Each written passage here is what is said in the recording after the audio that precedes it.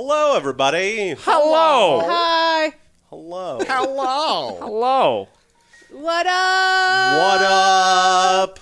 Deuces. Welcome. Deuces? Deuces. Throwing up deuces. Poopies? I'm dropping some deuces. Yeah. Dropping some deuces. Outside. No, that's why we have the kitty litter box. We house trained you. You guys, we don't have smell-o-vision yet. This place stinks. Price, poopies outside. Don't tell me how to live my life. I got like a rolled up newspaper. Spray bottle. Welcome to the special stream, y'all. Hashtag poopies outside. Wow, that's how we're starting the stream. That's love it. Exactly how we're starting this. Love it. right, With cool. gross stuff. We're Yep. starting the stream with gross stuff. We are. Why are we here? That's right. Why are we here, Ash? To eat gross stuff. To eat poopies. To eat gross stuff. Now we're Hey, Dunk. 100 bits for hashtag poopies outside price. thank you, Dunk. I feel attacked. This stream would normally be our Stump Trunk stream, but we're doing this as sort of our special reward stream. Plus, it's almost the end of the year, so we need to do our year in review podcast as well. So right. we're combining a bunch of stuff. Yes. Before you do, subscriber mode's still on. Oh. Oh yeah, it probably is. So /subscribers off. Yep. Is that one word? Yep. Right. Yep. There you go. There we go. Sorry, y'all. All right. Come on in, everybody. Come on Talk in. about hashtag poopies outside. It is kind of sad that I can ID an IKEA table in under a second. Also, yeah. Yes. This is our IKEA Yeah, table.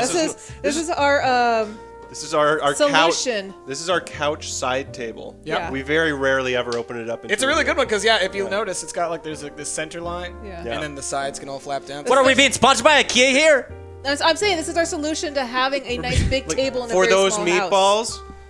I'd do it. Dude, hey man, give me some of that like pear cider that they have too. Some of that Oh. lingonberry drink. Yeah. Or those Those those cookies? Brussels cookies. Yeah. Oh my God. All those gummies, those Swedish fish. They have a whole wall of gummies. It's now. amazing. Yeah. What are we being sponsored by IKEA here?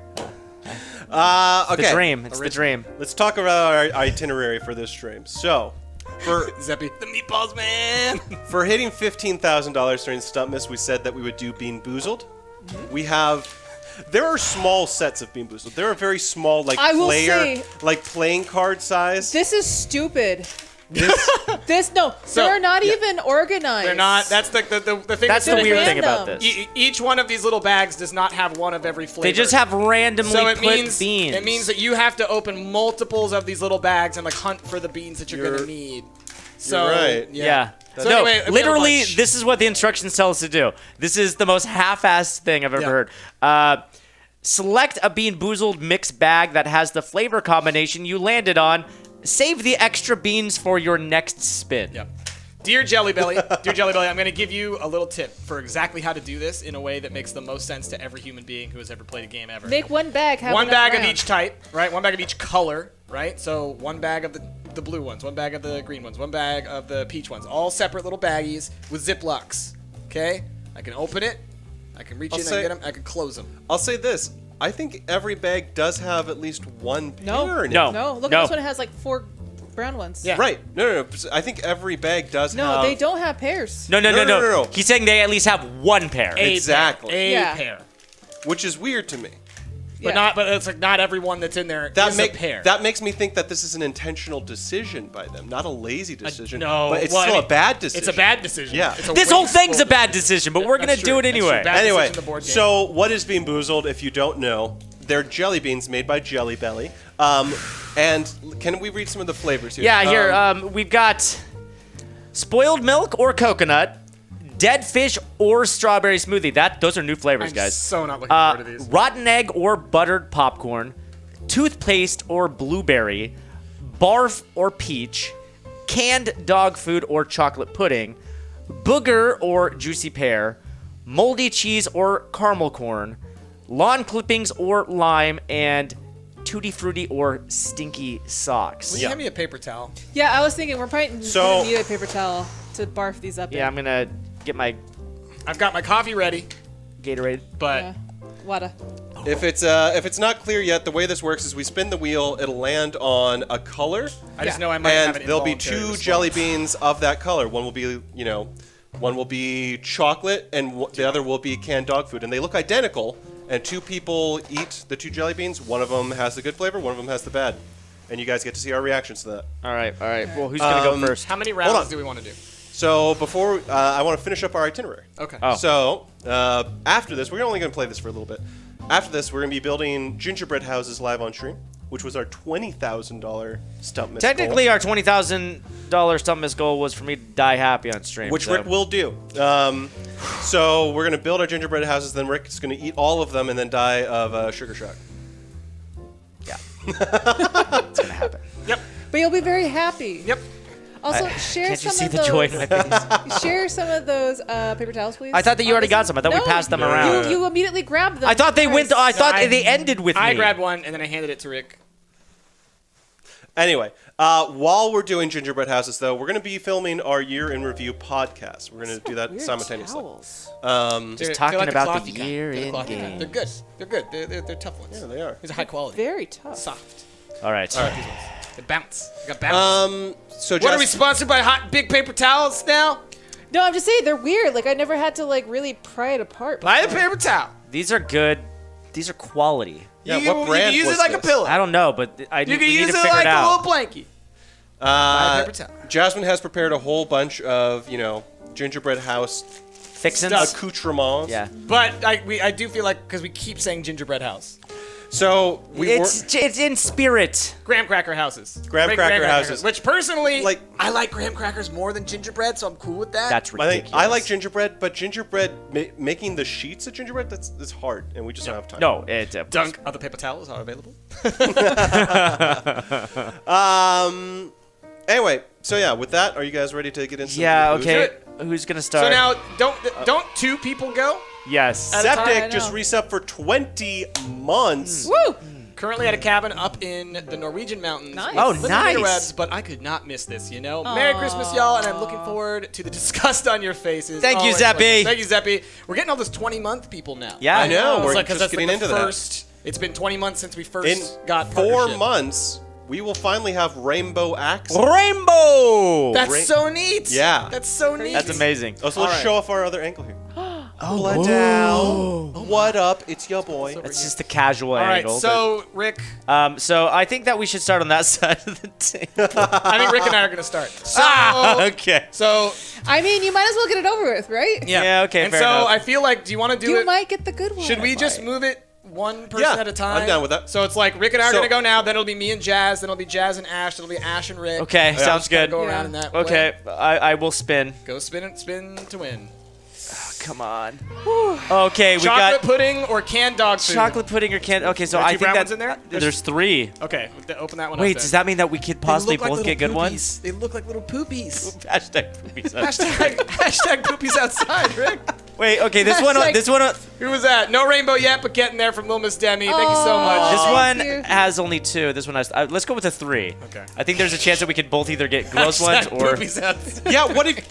With this situation, we don't know if you're both going to have good or bad. Well, and I don't think it was engineered for that to work properly. Yeah. I'm super pissed. It should be in a set where, like, Exactly. one is good. I Because one should be- know. because that's They like- should That's what we're. have That's exactly why we one were talking about bag this. with all I the just flavors realized the doubled. flaw in this. Yes. They could both be terrible. They though. could all be bad. All right, so what are your options? We've got chocolate pudding or canned dog food. Honestly, this one is not like the worst set. It's like, not. There are worse sets. Go ahead. What would you say would Right be the that one. worst? The worst, I'm thinking, is going to be The like spoiled milk. Yeah. Moldy cheese. I feel like the one that's going to be the best is the blue one. Yeah, well, it's the Yeah, safest. toothpaste. Yeah. Toothpaste is the bad Toothpaste, it's flavor. just It's not that bad. mint. Okay. All right. Ready? Cheers. Cheers. Ding.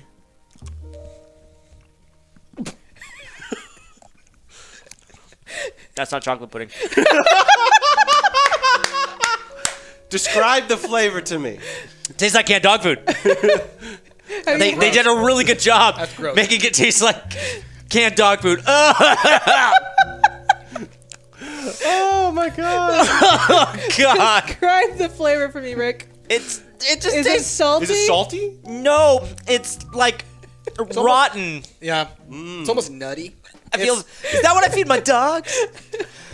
Oh, yeah. There's a nutty flavor to it. Yeah, and it just lingers on the palate. I feel like Okay. coffee would be a really good cleanser for this. It's on Get your stuck teeth. in your teeth. That's gonna be the real problem. You know, we got bottle caps just as an after wash if you guys want. You know what? Honestly, No, those are for the things. Look, after a couple of turns of this, I'm doing whatever I want. Okay, it's you and Jazzy now. Me and Jazz. Okay. Here's the open one for you That guys. was instant. As soon as I took a bite, my body wanted to throw up. Like, Yep. that was. Yep. I'm sorry. All right. Yep. All right. Here we go. Yeah, you have to lift it. Yeah. Lift it. It's a little. It's not. Send it. Butter popcorn, rotten eggs. Oh. So I think that there's one There's in there. one in here. There's one in here. All right. Do you want to do the one in there? I'll do the one in Sure. here. That's one, right? Let me see. That's kinda yellowish. It's yellowish. Whitish yellow. Yeah. Yeah. That's Yeah. that's right. Okay. I Ready? think I got a bad one. Oh God.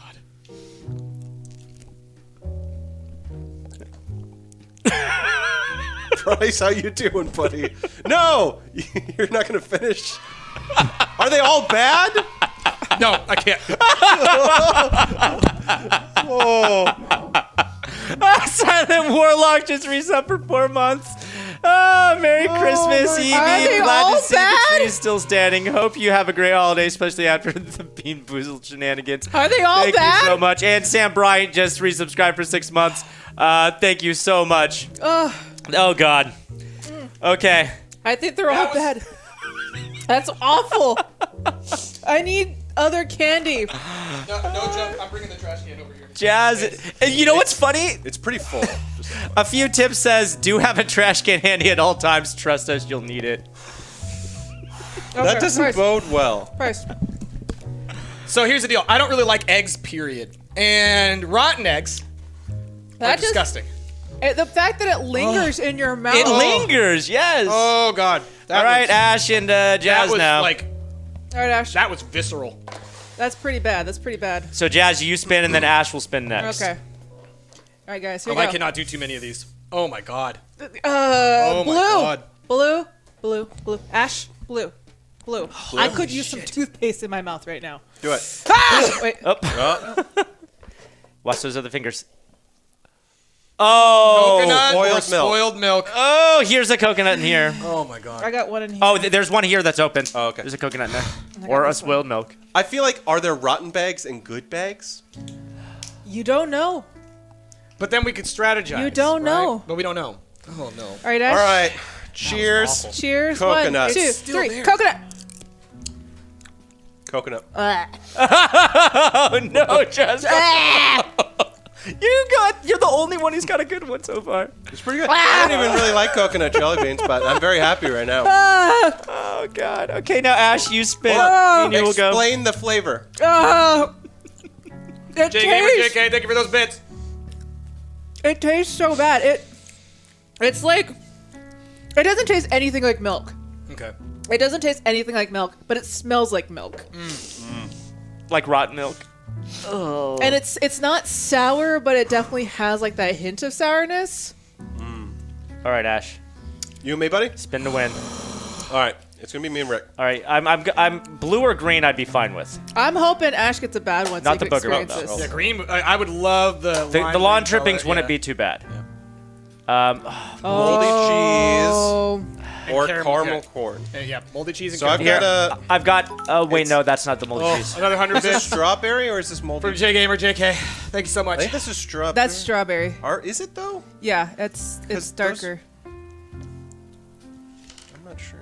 Yeah, some of these. No, these are the hard to strawberry. tell. They have like red specks on them. Oh, okay. That's orange. Let me see. That's, Yeah, that's the because red one. that's the strawberry in there. Right? Oh, this is this one right there. That's it, This- right? No, that's buttered popcorn. Oh, is it? Are you sure? This Yeah. one right here? yeah, that's Yeah, peach. so look, I think, Ash Jess. has it's So like that's this. okay. So that's peach. So it should be kind of like whitish with dark orangish. And then around this it. is strawberry, apparently. So. Strawberry, peach, and moldy cheese all Do look you have a very second similar. one? I There's a will second one say here.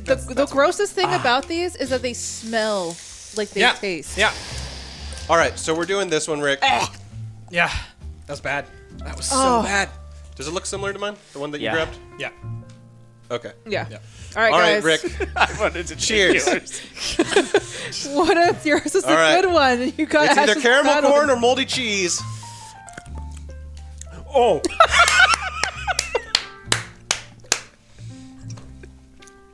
That's instant. You know right away. Yeah. Oh no, Rick! Rick. Oh, I can't. Rick. I need to get it out of my mouth. Rick. I can smell it. It smells bad. Oh, It smells so you. bad. Oh God! Do you not It does. smell it? Yeah. Oh my my God! God. It smells awful. That's wafting. It smells so bad. Why are they all bad? It smells like mold. Like literally, it smells like some mold is like wafting out of your mouth. there should be a 50-50 chance we've gotten one good one. I feel One like good it's one. like 1 in 10 chance you'll get a good one. 500 Shigami, why don't you do this? Why'd you do this to yourselves? Maybe you love us too much. We didn't now. describe the taste. It's Okay, so it's not like funky good cheese. It's like the cheese that's been left at the bottom of your drawer Yeah. for like ever. it's just it tastes Like, imagine that smell that you've had like old God. vegetables and cheese at the Yeah. bottom of something Yeah. that's like wet and stuff. Yeah. That's the Ew, smell. wet? like true mold. Like That's it's what I was not- gonna say. It's wet. Exactly. It's not because when you think moldy cheese, some people might go like, oh, blue cheese. No. Like actual like culture. The best way I mold. could describe it. You know how good cheese smells bad but tastes good? Yeah. This tastes like it smells. Like delicious. it's disgusting. Oh God! And I gotta All do right, another one. so how many rounds of this are we doing? Let's do one, and then let's do another one at the end of the podcast. No. Let's do like two each. Okay. Or 2 rounds. Let's go. So this is our second round. We're gonna about go to around the start our table one more time. Yeah. All right, poor Rick. So I This is your last one. No, No, 'cause he has- I have to do it with Ash. Yeah. That's the Oh, last you gotta one. do it with Ash again. Yeah. Okay. 200 bits from Anna. You are also amazing. My heart finally goes out to Did we you. get Saint Shigame as well? We did. Why do you okay. do this to yourselves? We love you. And Jay Game, Yeah, we got Gamer, Please green. thank you so much. Oh, Tutti Frutti or Stinky Socks. Is this one? Is that one? That's one. Yeah. This one is, I think, is the most It easy looks to like identify. it's like White? got like blue. It's and got it's got blue crazy and- specs. yeah. There's one in there. Let's just Wait, pull where? these out like this. That one. That's pink two, though. three. Is it? Is it? Isn't this? It should be pink with blue. Okay. and- It's gotta have blue. I and thought red, I thought it like- was more white. Yeah. No, yeah, it's like pinkish with a bunch of things on it. Oh, please be Tutti Frutti. So this is what Birdie's Is that the one, Bluts, Rick? every flavored bean should actually have been like. Because Oh. the way you can tell is because You're right. it It's has got the blue specks on it. You're right. Yeah. Ugh. Oh, you guys. Got cheers. Cheers. Hold on. Just gonna have this ready. We love you guys.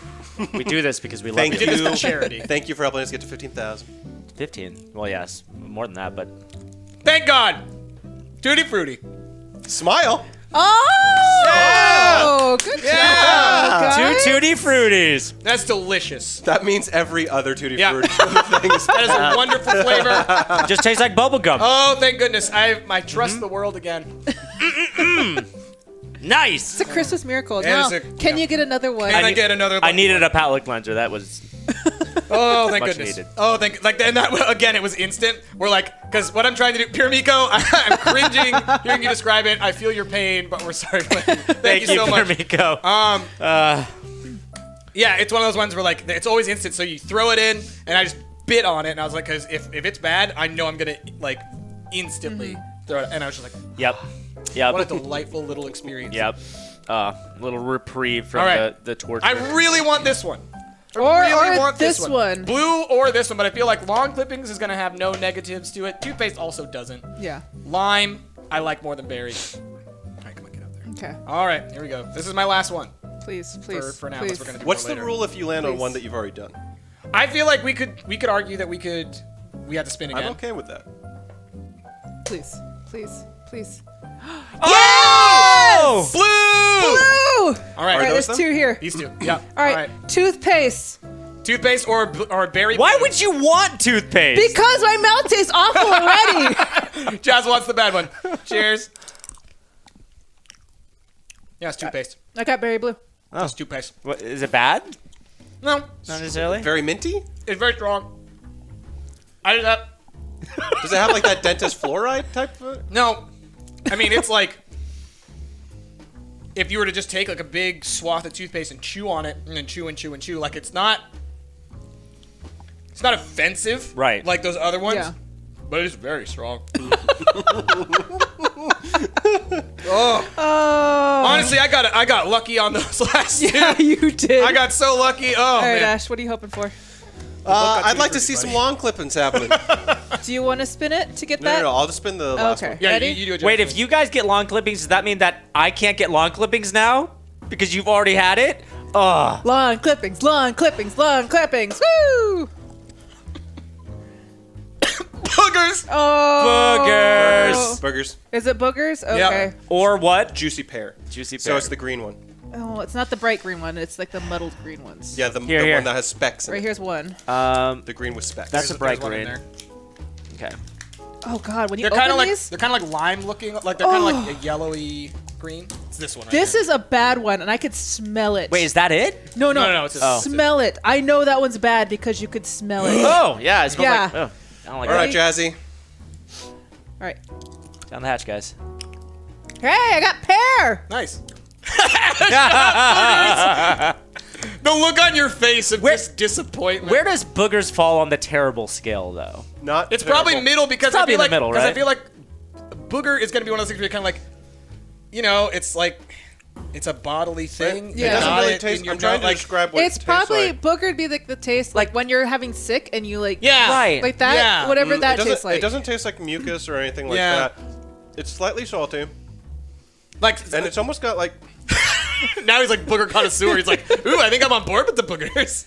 I'm not. I'm, gonna spit it out. I'm just trying to describe. He's like, a I don't- booger sommelier. There's only like 300 in the world. Yeah. Has anyone gotten rotten egg? I have Yes. no idea that was like what the that first tastes one like. that Rick and I got. I think. Yeah. Like, it doesn't. I almost threw Nah. up. That stinks. Throw it away. This one You blackballing that one? stinks. Yeah. No, have you like when the moment I opened the bag, I smelled it. Just a whiff. All right, Ash, spin it for us. This is the last one, guys. Okay. This last Last one for now. Let's do it. Oh God. Ooh, long clippings. Long clippings, please. That's we've done this one. Canned dog food. I've already had canned Go dog for it food. again. Yeah, I guess Rick's done that one.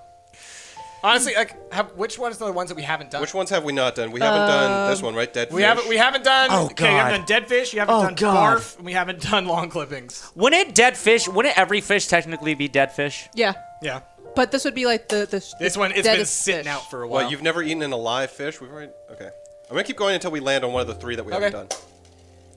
You know you're gonna get dead fish. Peach or barf? Peach or barf? Is it that one? It's the red one. This one. It's I'm this pretty one. Sure. Is it the see-through one or is it It's the that one. Yeah, Okay. because this is the not see-through one. See-through. orange red? Yeah. Red space. Yeah, that's the right one. Yeah. You ready? This is gonna Or- be either peach or barf. All right. Ding. If you're gonna spew into this. Oh my god! Oh god! Oh my god! Something. Eat something. Oh yeah. god! Yeah. Rick. Oh, Overpower it. Just hit it with 10 of those. wow! That's visceral. disgusting! Oh, not cool. Thank God I didn't get that one. Thank God I I'm didn't so get that one. happy. That I didn't get that one is salty and strong. Oh my god! Like immediately, as soon as you bite in, it's just like a gush of just vomit. I just hearing about it. Oh. Even okay, I'm gonna show this. This Don't. is, No. It's very, very juicy. Yes. It like erupted in my mouth. Throw it away over there, please. Open up the thing. I can and I'll, smell it. It smells gross. Oh, thank you. Off the Smells backboard, baby. So gross.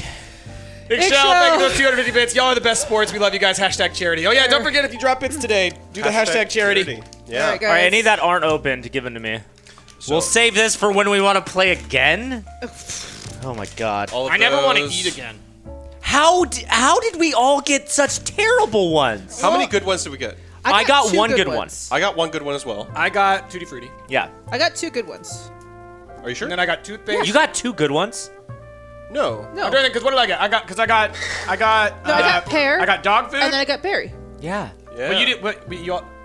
Oh, Silent Warlock, 200 bits. Here's the final score for good flavors. Ash 1, Jazzy 2, Price 1, Rick 1. Yeah. Thank all you. you Because guys we are all champs. went Thank 4 you. times. We all went 4 basically. times, and yeah, because that's right, because you did get the pear And then I had Lucky the berry. SOB. and the berry one. Yeah. All right, so Oh, these so did we get ones- Guaro Josie? What erupted in Rick's mouth? Oh, God. Barf. Barf. The worst. Barf. Oh, okay. Oh my god. You guys want to use one of those jelly beans for your house? Sure. Please You don't. could. Please don't. You're eating all these. No, that would be so rude. Please don't. That would be so rude to do. Okay. Oh, My man. goodness. Oh, Goodness man. me. All right. All right, that was. Now what? Put that cookie down. Oh, Ryan, these Bob. faces are worth every penny. Thank you, Ryan. Thank you, Ryan. you guys are so sweet. My goodness. Condolences on the worst one. Cheers. You guys are the that? best. Thank you. Saint Shigame. Thank you so much, Shigami. Oh. All right. So now, are we going to transition to podcast mode? I think so. Podcast and Before we gingerbread. start, I realized we didn't do something, so I'm going to do something to make your life easier. You ready? Yes. 1, 2, 3. Thank you. Thank you. we'll need that later. You guys don't know what's going on. Someone clip the barf bean. That was over. Like, I didn't have dog food or anything. What, Rick, you had both dog food and barf. What was worse? Oh, barf. definitely barf. I mean, like, because I had dog food and I could handle dog food. Like, I actually chewed that one. I got dog food, barf, and rotten eggs, right? I think I had. Was it you No, and I no, that no, did no. rotten eggs? You had I think rotten we eggs. had rotten What was the eggs. We had first one I rotten eggs had? together. Yeah, that one. What did you rotten get? egg was Because disgusting. I had was the good one and you had a bad And one. then spoiled milk was just Was it? it wasn't as bad can't as even rotten eggs, remember. but it was still pretty bad. Oh, Merritt, 100 bits. Hashtag Lady Bits. Hashtag charity. Thank you. Thank you so much, guys. Merritt. And Josie with podcast mode. Woo, charity. I feel sick.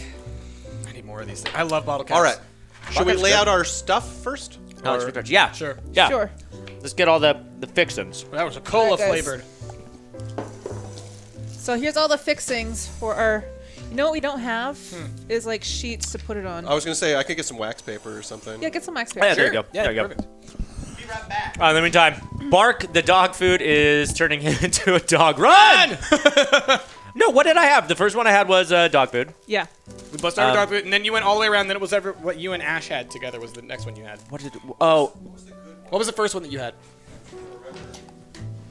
Oh, I don't know. You could look at the thing Yeah, and what you are can the flavors? figure it out. oh, moldy Put cheese. that cookie down. That's right. Moldy Who cheese was caramel that? Thank you. That was Daisy Daisy Days. Days. Play a game and loser has to eat a whole bag. Gross. Oh. Gross. No, dude. I think that like, because like the rotten egg one, straight up, I had to spit it out or I would have thrown up. There's no question. And this y'all throwing up. open? Like, could you imagine if you forced you to eat the barf one? Excuse me. Are you open? The barf one was by far my least favorite. Is it? What escaped? It fell through a hole somewhere. Sneaky. Weird. Unless it was like. Maybe it was like stuck on the outside. oh, Oh, no, yeah, there's no, the there's like hole. a tiny little hole in there. Yeah. You're gonna get poisoned. Chrissy Ice Play, just use 100 bits. Stump Cheer 100 charity Christmas barf face lady bits while she keeps talking. All the good. All of good the hits. All the hits stuff. from the year. All right. Man, wasn't All there right, a new guys. hashtag that we started the other day when we were playing PUBG? I can't remember what that one was. Well, never forget hashtag Poopy's outside. Yeah. Yes. Poopy's outside. Poopy's outside. All Poopy's outside. Where's all Poopy? the time. He's outside. All right, we're getting some wax paper here. Gonna wax it up. Ooh, pineapple, gross. Said I Pineapple? somehow swallowed the vomit one. No thanks. No, thank you. Don't swallow that vomit. All right, guys. We have a plethora of interesting. All the gummy drops. candies. Plethora Yep. of sweaters. And then I also made. Oh my gosh.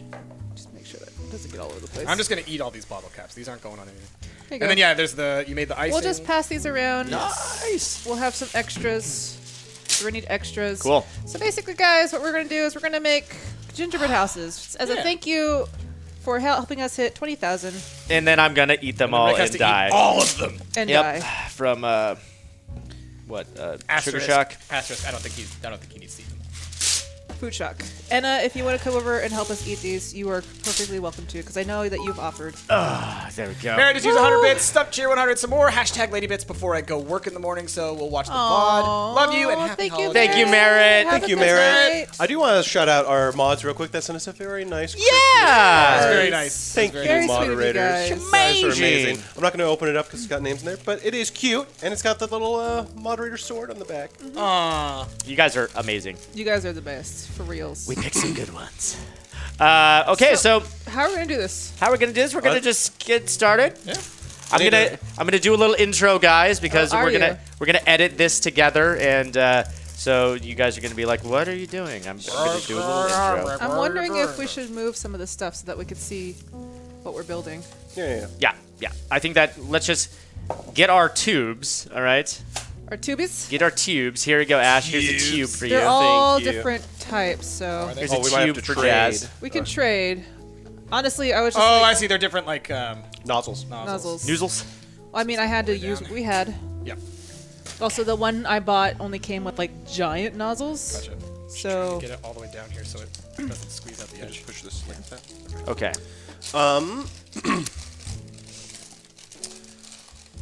So alright, guys. it's been a while since we've done a podcast, That's been a while. so it's paper gonna be towel? fun doing a year in review. Oh yeah, the paper towels right here. And I guess we'll just start out like we always do. Where's Ash's holiday sweater? Ash, I don't think you actually have a holiday sweater. I don't do holiday sweaters, mostly because I'm a big guy, and if I wanted a That's a holiday, lot of holiday. yeah. Like every year, my work does a ugly sweater contest, and like I'm not someone that wants to buy like a $60 new ugly sweater, which is probably what I need to do to find one of my size, because I'm not going to find one at Goodwill that's like They smell good. super extra tall. Yeah, it does smell really good. So I don't have Christmas sweaters. All right. Uh, Y'all ready? yeah. Do you want to do Yeah. the intro? Yep. Yeah. Hey everybody, welcome to Stumpcast. I'm Rick, joined by Ash, Jazz, and Price. Hello. Hello. And we are here making some gingerbread. Well, technically they're Graham crackers. graham cracker houses. Yeah, but, graham you know, cracker pretend houses. gingerbread houses. And we're going to do our year in review Stumpcast. We're making these because we raised over $20,000 during our Stumpmas event. That's right. And this is just one of our stretch goals. And it's incredible. So, Yeah, you guys are incredible. You helped us do this. I know. It's amazing. it's insane Thanks. how charitable everybody was this year.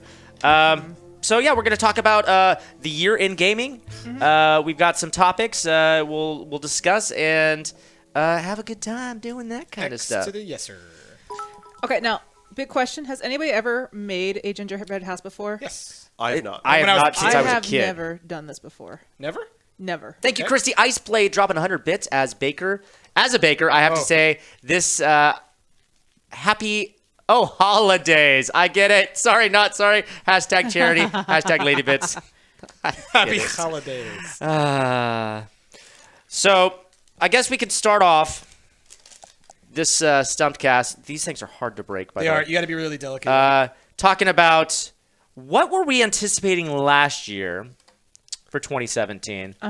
And did it live up to our expectations? Did it? So did you watch? Because I did watch our last year's podcast. I'm glad you did because I kind of forgot. yeah. So have you guys watched our last year's podcast? Do you Not know the in a while. answer to this? Because Nope. I can answer if Go you ahead. want me. To. Yeah, ahead. please do. The majority of us said Mass Effect Andromeda. Okay. Oh, yes. I know I did not. You did not. I'm trying to remember what you said. I talked about Toe Jam and Earl and Sonic Mania. Which Toe Jam and Earl isn't out yet, is it? It's not. Crazy. But- Sonic Mania did come out. But Sonic Mania did come out. But I can talk about Mass Effect. If that is one that we Sure. all talked about. Because A lot of us the only talked one who about. played it all the way through? And Yeah. yeah, you definitely are. And then Rick, shoot, I'm trying to remember what you mentioned in your. I'm trying to remember that too. Yeah. It'll come to me. But let's talk about Mass Effect, all right? Sure. One of the most anticipated games of 2017. I mean, just the fact that Price is the only one who played it, I think sort of speaks to how that ended up. Well, did y'all play any of the other ones? Really? I did. I played both. Well, I played a little bit of one. I played two several times. I love two. Two's one of the and best I games played I played three one time. Okay. And these are a lot And harder than I I'll expected. say that I was. I didn't have it on my most anticipated list because I knew you were going to talk about it so Right. much that year. Right. But it was overwhelmingly one of my most hyped Sure. games that I was hyped for. I am really happy with this. Good job. So, Price, Yeah. go ahead and talk about how hyped you were before release and talk about your expectations or Sure. talk about the hype afterwards. Yeah, so I was very, very excited for it. Mass Effect series is one of my favorite series, period. I think Mass Effect 2 may be one of the greatest games ever made. Agreed. I think that God. I am one of the rare few, however, who does not hate Andromeda or Mass Effect 3. So for me, I played Andromeda. I really enjoyed the heck out of Andromeda. I appreciated the changes that they made. I thought that they made some bold new choices. At the end of the day, though, it was a very different game, and I think if you're gonna give it a fair shake, I think it's best to, instead of comparing it to the other Mass Effect games, is compare it to the difference between the Dragon Age mainline series, Dragon Age 1 and 2, and Dragon Age Inquisition. Because Dragon Age Inquisition is a very different game, but if you play that and then you play Andromeda, it's clear that they made a lot of the same choices. Larger, bigger open world maps, a little more MMO open world feel, rather than the kind of more classic. It should also be mentioned that it's not made by BioWare Prime. Right, You know, it was, the main BioWare developer. Exactly. BioWare Ontario or something. BioWare Montreal. Montreal. Yeah, those are the new developers. They did work on like Mass Effect 3's multiplayer or something like that. Which again, I didn't hate the multiplayer.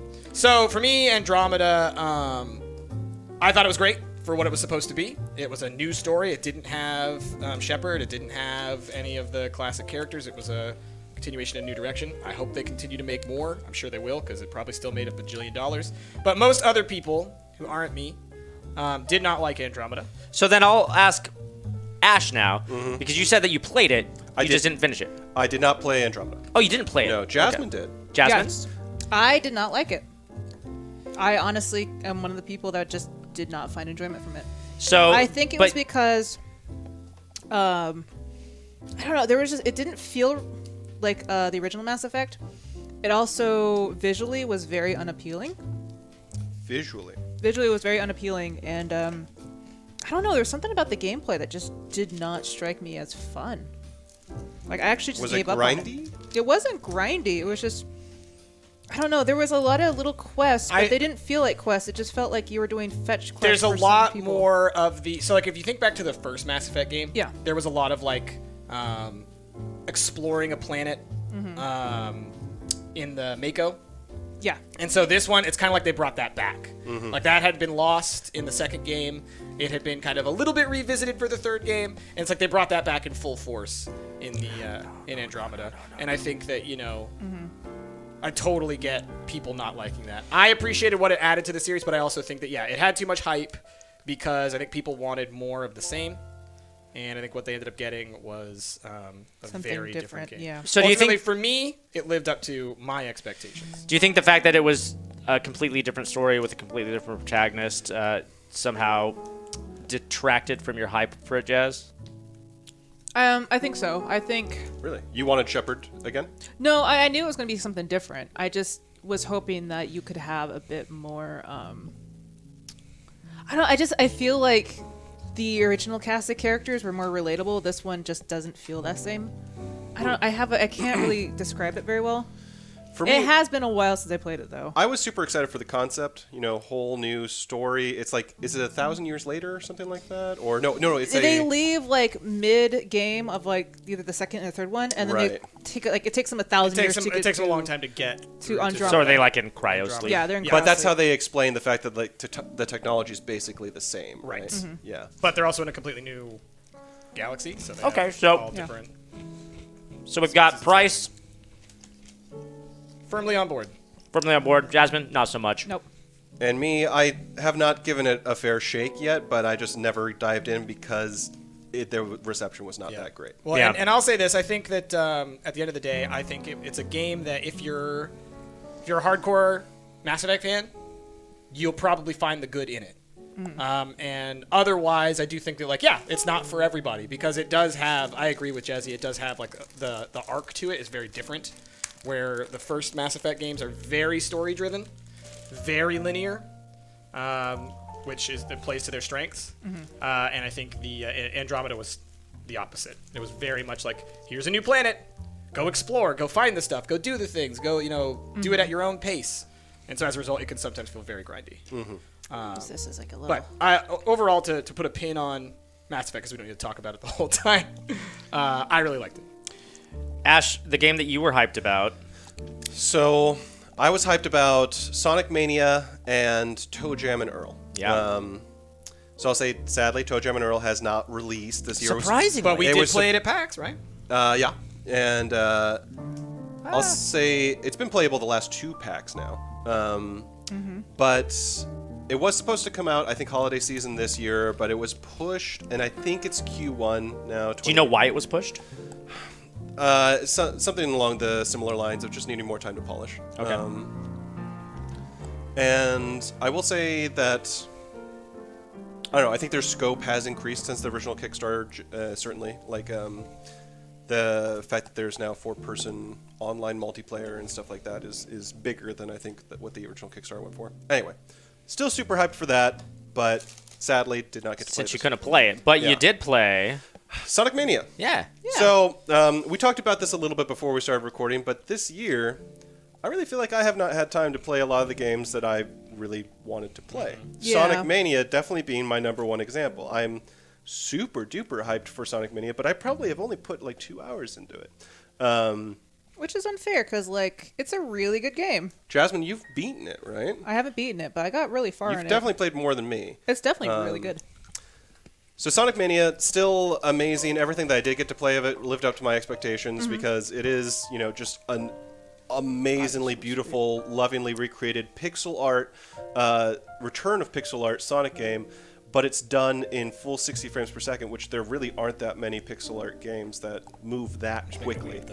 You all are making regular houses. I was like, I'm going weird. Yeah, you're making a A structure. interesting.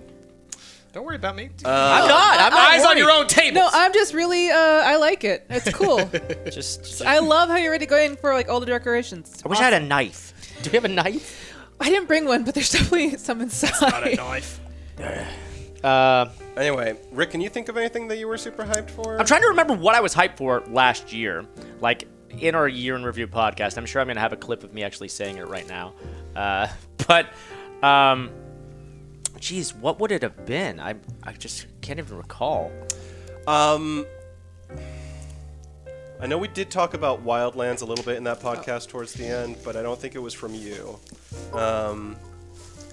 Hey! When it says eyes on your own table, they share the same table. Thank you, Hashtag Rosie. charity, thank you. Yeah, I'm not quite I don't even remember what I was hyped on, and I don't know what that says. And actually, I mean, spoilers for the rest of the podcast. We're going to talk about what we're hyped for next year, too. And honestly, I think in making the sort of topics for the podcast this year, we all sort of just talked about how surprised we were that we weren't able to play nearly as many games as we would have liked to. So, I mean, yeah, that's something we could talk about for a bit, because this year has been super busy for me and for all of us, I'm sure. Like, this year was consumed a lot by me for building out this entire studio. Yeah, like from June going forward. And We've been working on the studio. I really feel like I'm just now getting back to the point of, all right, I can stop stressing about this and just start just playing games again. And I'm going to be real. That I couldn't have anticipated what game I would have been playing the most this year. Oh, yeah. What we game have you been playing the most this year, Rick?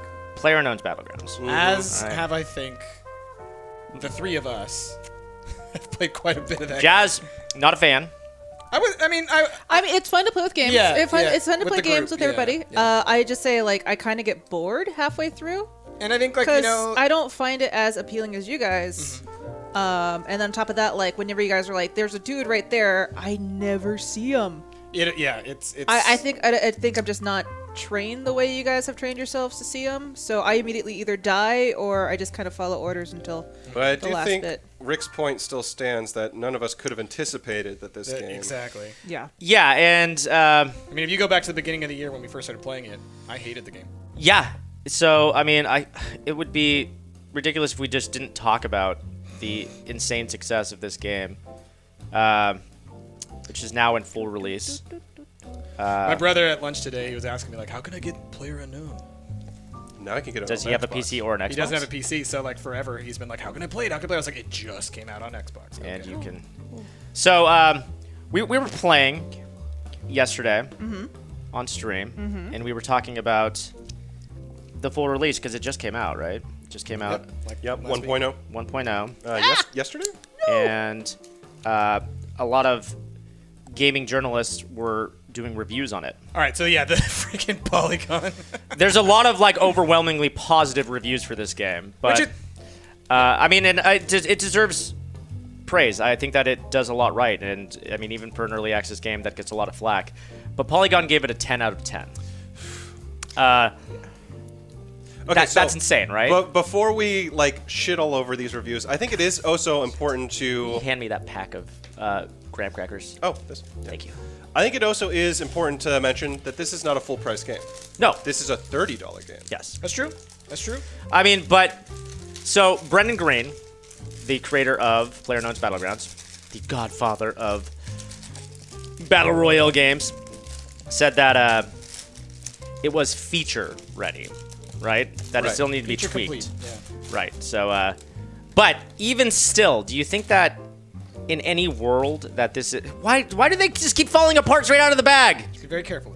Yeah, No, I like literally, I pick it up and it falls apart. Here's a perfectly fine Here one. we go. Got it? Okay. No, I, That this game is without flaws. Like that's crazy. A 10 out of 10 would be a flawless game, right? A 10 out of 10 should be a flawless game. that's the thing that bugs me is it's like you can say it's not ready. Be like it's it's still got some tweaking that needs to be done, and it's like okay, cool. So maybe we'll say let's revise our review when it's ready. feature complete, Yeah. right? Or when they say we're done. But to give it a 10 ahead of time, you can't give a game a fantastic review based on what they promise will come to the game. And it's like I don't think you can give I'm not one to tell people what they can and can't say when it comes to like how you review something. But if you're going to give something a perfect score, then we can make a couple of like claims about like okay, if the GIF that you shared with me of the guy getting murdered by a door being opened on him, Yes. but like not only did he like get killed by the door, but it's like it opened and it made him like falling, like he was falling a distance even though he was like right above the ground, and then like hits the ground and then immediately dies and ragdolls through a wall. It's like is that a 10 out of 10? Well- yesterday when I switched to spectate towards you because I had just died, and for the first 2 minutes you were swimming in air, like with the sound effects and everything. It's got some issues. You can't give it a 10 out of 10. 8 out of 10, fine. Even 9 out of 10.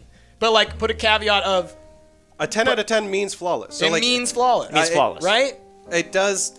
I think for me the biggest thing that it brings into question is other 10 out of 10s that you've given. Yeah. And that's exactly what I said. I said Yeah. I would be curious to go back and see other games that Polygon didn't give 10 out of 10s Yeah. to, and games that Polygon did like gave a 9 out of 10 or Right. 8 out of 10 Like, what and did say they like give- what does that really stack up to PlayerUnknown's Battlegrounds? So here, I'll bring up another game that I think many of us really enjoyed that came out this year. That's a AAA game, Shadow of War, which fantastic game.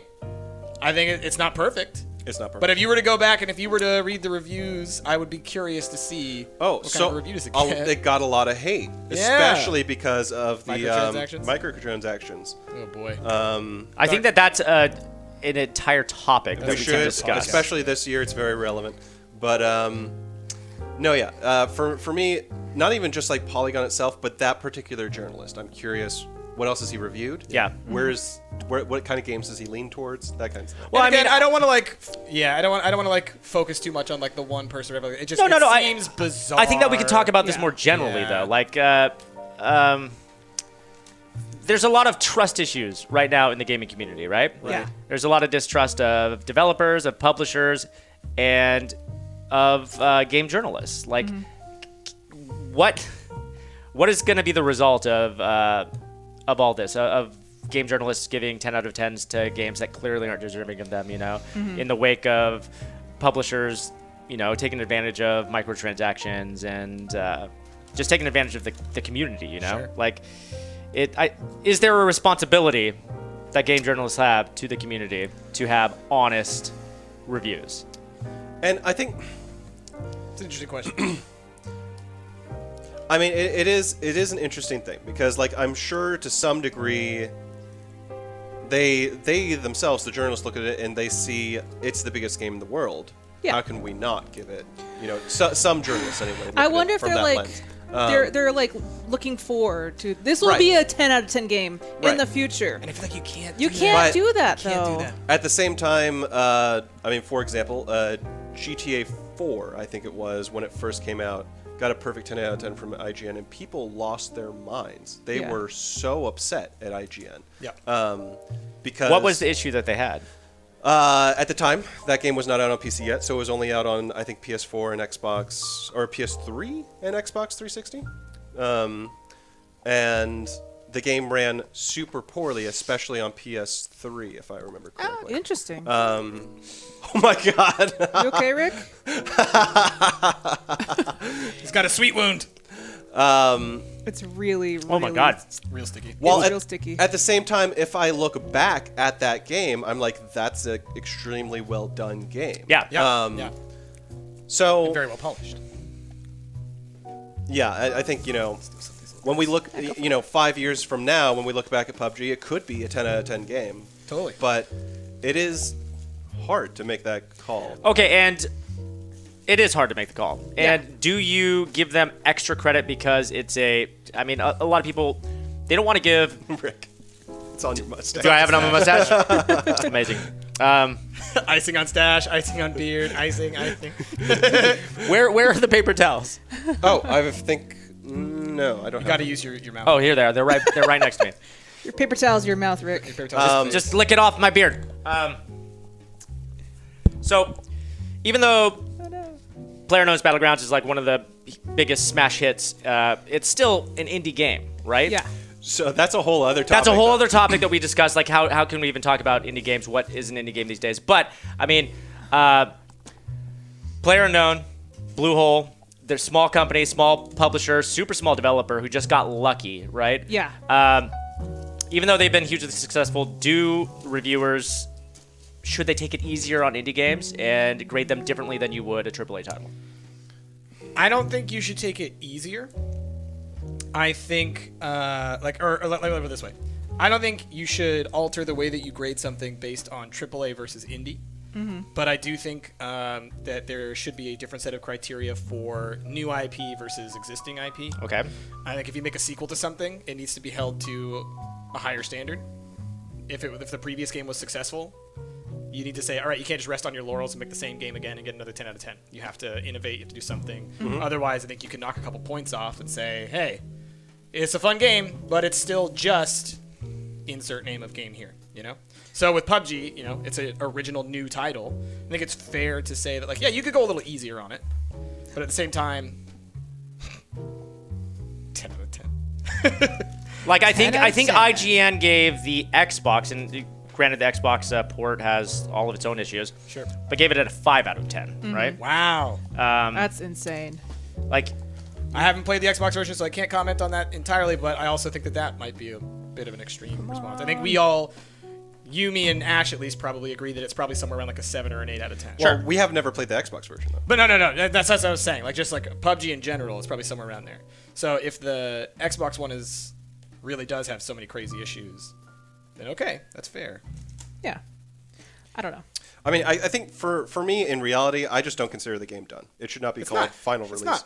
You shouldn't be giving it review scores yet. I think that this year we could just kind of say, like, I don't know, it's been a very strange year in gaming. I think been a year. There have been a lot of new, like, classifications of what is a full release game and what is an early access game, and Ark also did the same thing, right? Ark came out of early access this year, went 1.0, right? And everyone pretty much agrees that that's an unfinished game, right? So are we entering a new era now where it's just going to be Games are never commonplace? finished? Exactly, games are never finished.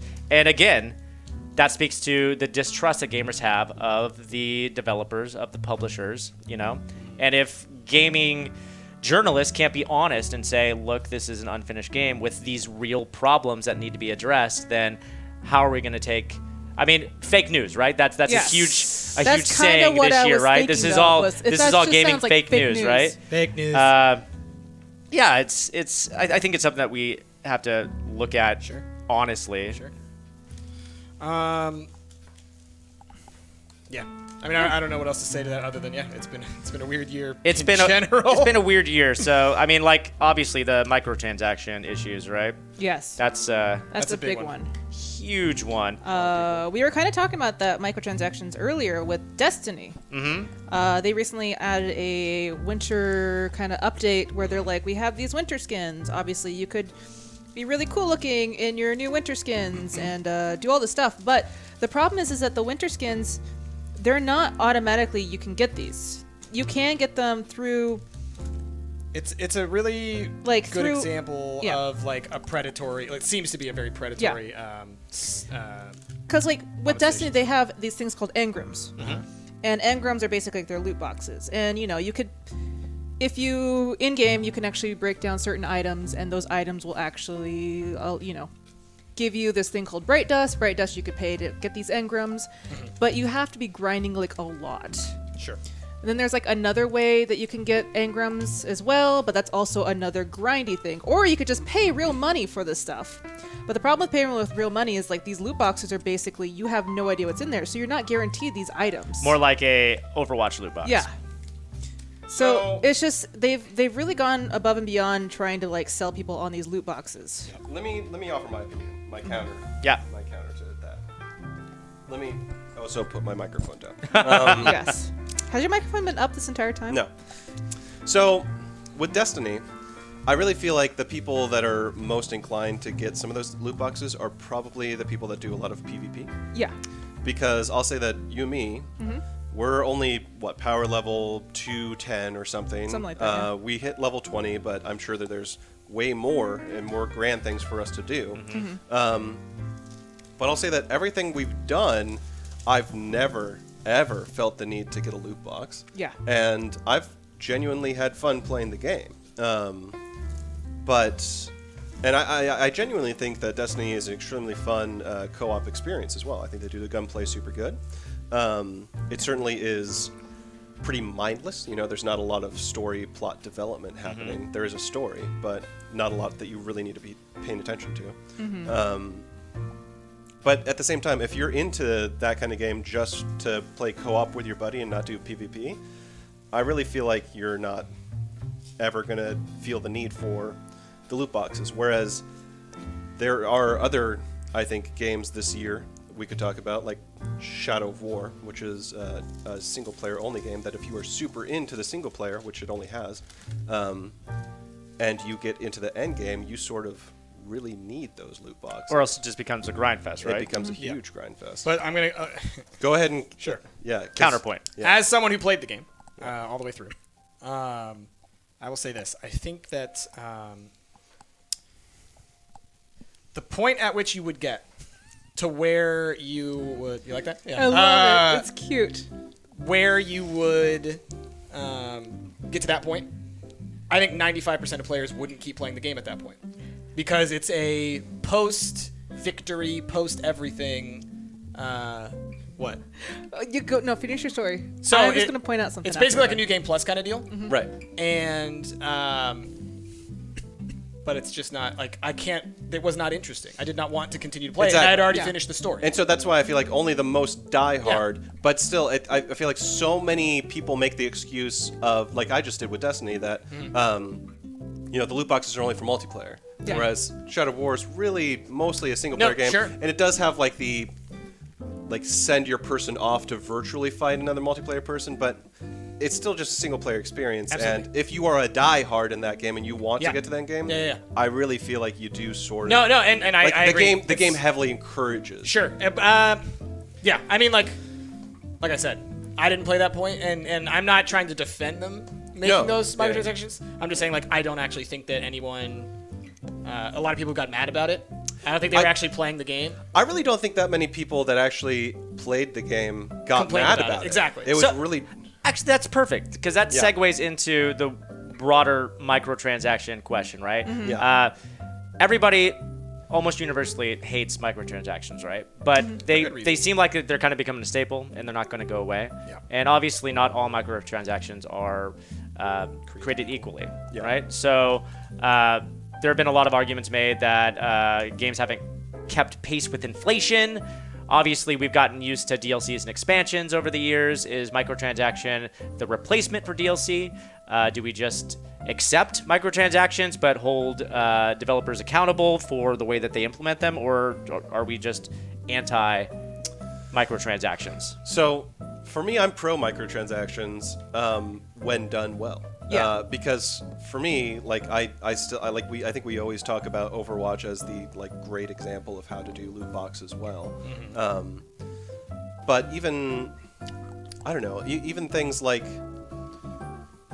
the newer Battlefield games or Wildlands or even Shadow of War. Even like if I'm diehard in the game and I'm passionate about it, like I don't mind. Like I get that. Like if I only need to spend a few things to get a few bucks to get some more cosmetic items or something like that, I'm down. If the game in Shadow of War's example, if you have to spend a bunch of money to progress gameplay-wise, What are you doing? I want it to dry. Thank you, Josie. Price says eyes on your. Oh wait. No. Who was that? did Did it not update? Didn't yeah, update. that should have been a donation, I think. But where'd it go? I have no idea. Thank you, whoever that Fresh was. Thank you. Hey, you know what it could have been? It What? could have been a Stump Miss donation, which Oh. we don't have the thing up anymore. Oh. If that was a Stump Miss donation, thank you very Thank much. you so Whatever much. that was. Shout us out in chat, tag us. Sorry we missed it. It was Zeptic. Thank you. Oh, thank you, Zeppy. Oh, thank you, Zeppi. Enjoying your mountain time. But yeah, I'm down for loot boxes and for small microtransactions and stuff like that. Usually when it's something cosmetic. If it's something that you sort of like need to buy it to give you like a bonus XP buff so you can grind faster towards endgame, or if you need to buy it so that you can get more items that help you out in endgame because the endgame has become a sudden grind, then to me that feels like They built it they've deliberately built to the force core you to. game badly. Yeah. Right. So, I mean, you could call them predatory microtransactions, Yeah. right? Yeah. Yeah. Yeah, and I guess that's sort of the way I feel too. But I'm concerned that the community is that I don't know that they're sort of shooting themselves in the foot with demanding no microtransactions whatsoever when it's clear that there are a lot of games that, like Shadow of War, like you're just talking about, that are great games that developers worked really hard on, and that the great aspects of the games are just being overshadowed by this microtransaction, which plays such a small role in the overall game.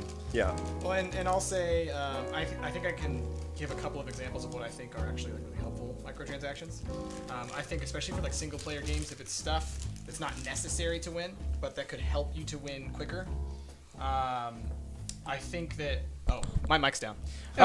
So I think that you can make a case that there are certain examples of microtransactions where they allow people who don't have enough time to play through the standard experience of a game, but who do have a lot of money to kind of have their cake and eat it too, to enjoy the game. And I don't think that there's any problem with that, because I do know people who are like, yeah, I would want to play that game, but I don't have 60 hours to put into it. So I'm going to buy an XP boost thing, or Yeah. I'm going to buy a thing that gives me like a more powerful gun so I can tear through the story, get through the game, and then move on to the next game. I mean, 'cause at I don't have that the time. point, if you do that at one point, why are you even playing the game to begin with? Well, but like that's the You thing. know? Like I'm Like- not gonna judge someone for how they want to play. No, I you know that's fine. I mean, like that's how World of Warcraft has Yeah. been doing it lately. It's just like you can buy the game and immediately get boosted to Yeah. endgame, which Yeah. is so just it kind of ruins the idea of like here's a game where you're supposed to enjoy the progression. We have built this entire world, but what you could do is we have this this $20 pass where you can fast pass your way all the way to the end, miss out on all that content, and go straight to the Here's- rating. okay. But so what I'm saying though And is then- I don't think that is like that's your perspective on it. Yeah. I don't think that's everyone's perspective on it. Some people might think that the grinding parts of WoW are like so horrible and awful. They really just want to raid and they really just want to go to arenas or something. So if you give them the option to go there, it doesn't take it away from you, the Yes. person Yeah. who wants to continue to do it the other way, but it does allow a larger audience to experience the game, which at the end of the day, I think that's like the most important thing. Yeah. Is making games accessible to the most amount of And people. I understand why they have fast passes because some people make a new character and they're like, I don't want to go through the Yeah. gaming aspect of it. I Yeah. get that part.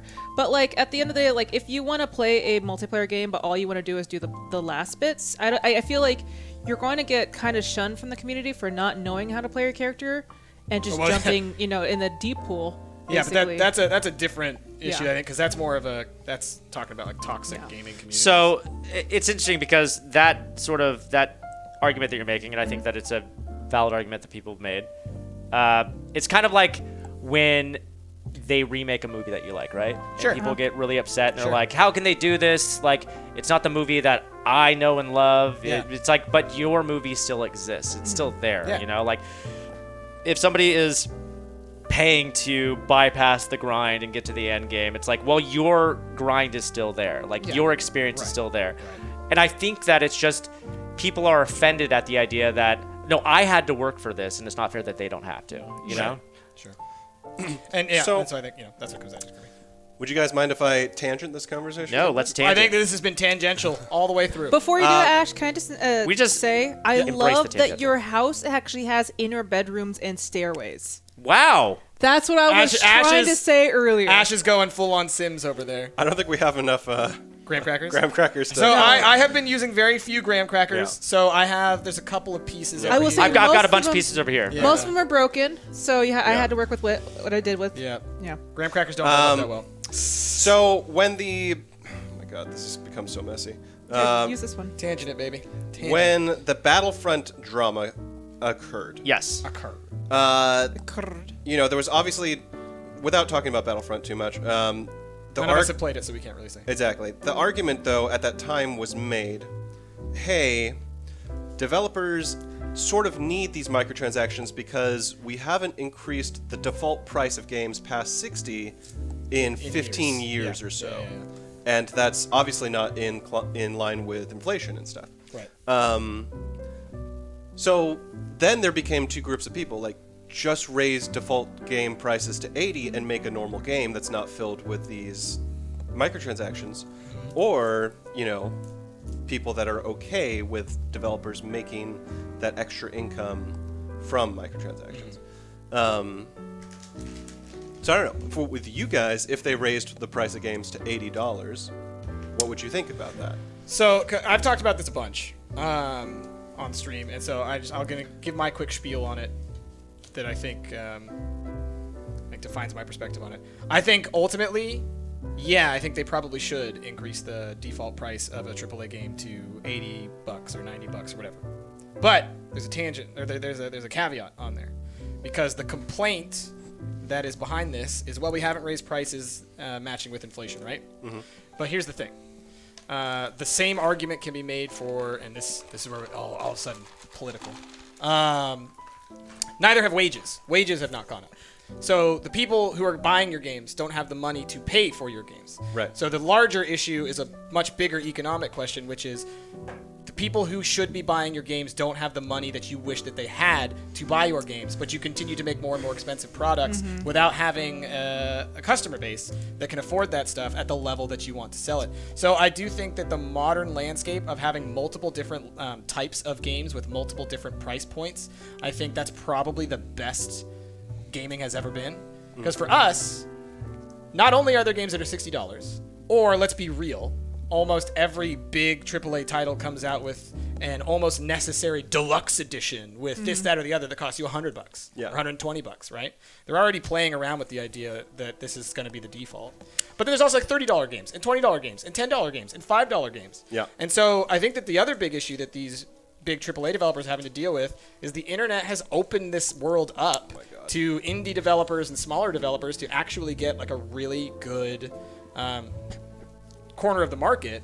So they have two issues.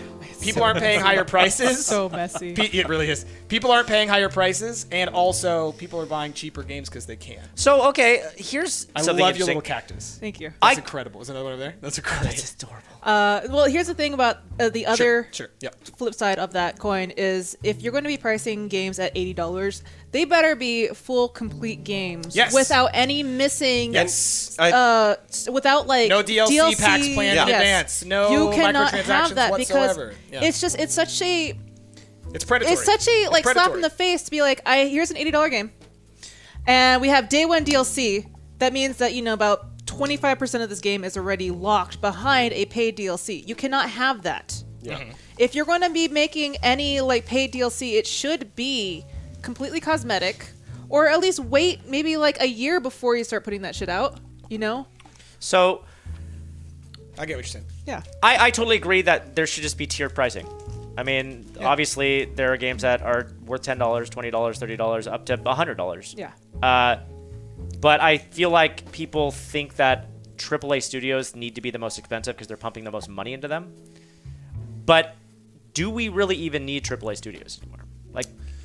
So I think at the end of what the do we day- get from AAA studios other than really hyped games? I think that there's a difference between a AAA studio and studios that are releasing the same franchises every year. That's my opinion anyway. The AAA studios that are making a new IP every 5 years or so, that's what I really No indie personally- studio would ever have produced Horizon Zero Dawn. Exactly. And that is a game that I think we can all agree we are happier that the world has. Yeah. No We're- indie studio would ever have made Well, the I last would of say that maybe.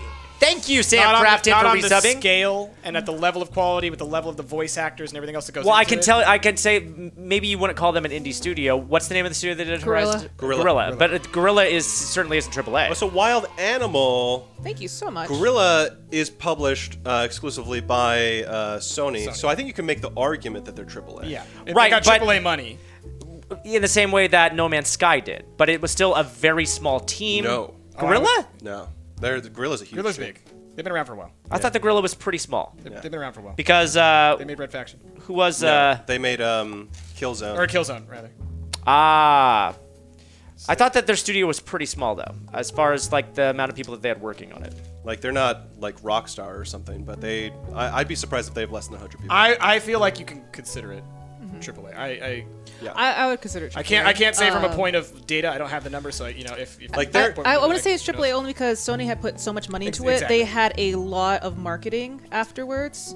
They didn't have to self-market their game at all. Yeah, we haven't had the discussion yet. What defines an indie developer? Well, yeah, and that's I guess we can kind of work into that because I feel like Guerrilla isn't they're not a huge studio. They're not like And let's just look it up.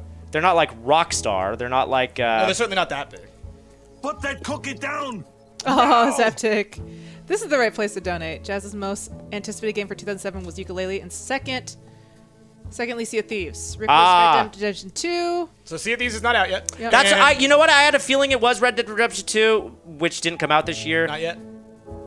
Well, even when we talked about it back then, it hadn't even been announced. I don't think it was we were like, everyone says it's going to be announced. We all are 270 anticipating. employees. Yeah, Guerrilla. That's AAA. Yep. That's AAA. Holy shit.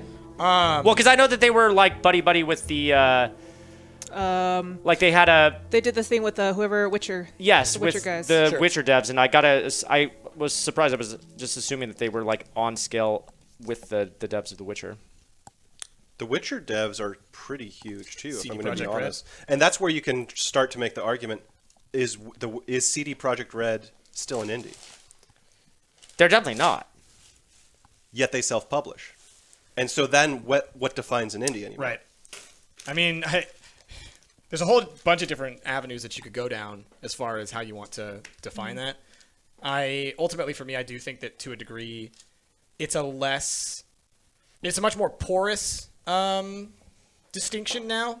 Yeah. Like there is a larger gray area in between. There's like mid-level and low-level and AAA titles. And I think that I almost feel like it's a distinction that we need to stop making. I think because indie suggests, right, that this is like on the fringes. But now any game made by any person, so Slime Rancher, for example, I think we could all agree is an indie game. Yeah. Or you would at least want to say that. Yeah, Sure. At the same Yeah. time, because made by one person, the team has now expanded. The game has now been put onto Xbox and grown, and it continues to grow, and they have a huge merchandise store and all this kind of stuff. So it's growing and growing and growing. At some point, I feel like you could argue that, it's above indie now. But Well, beyond that, so Stardew Valley. Sure, Still starting made one by person. one person, Yeah. but One person. published by Chucklefish. And so, Is that an indie game? yeah, when it gets published by a larger studio. Well, I feel like Chucklefish is an indie studio though, or an Okay. indie publisher. Though. I would Is say an indie Double game. Fine still an indie studio? No, I don't think so. I'd say no. No, but I think an indie game is when you have a developer that is small and new to the scene. So really, it's That more just like, basically- it's almost like we should use the term like debut. Well, and instead of like indie. and also I feel like an indie game is less dependent on the publisher than the developer. I mean, I think that it's fair for an indie game to go look for a publisher who can help them get their game out there. Yeah. So long as the developers of the game themselves are of a certain size. So so- is PUBG indie? Well, that exactly, and I think that's an interesting And point for because me, like, is Divinity 2 in it indie? Like those Laren Studios or whatever.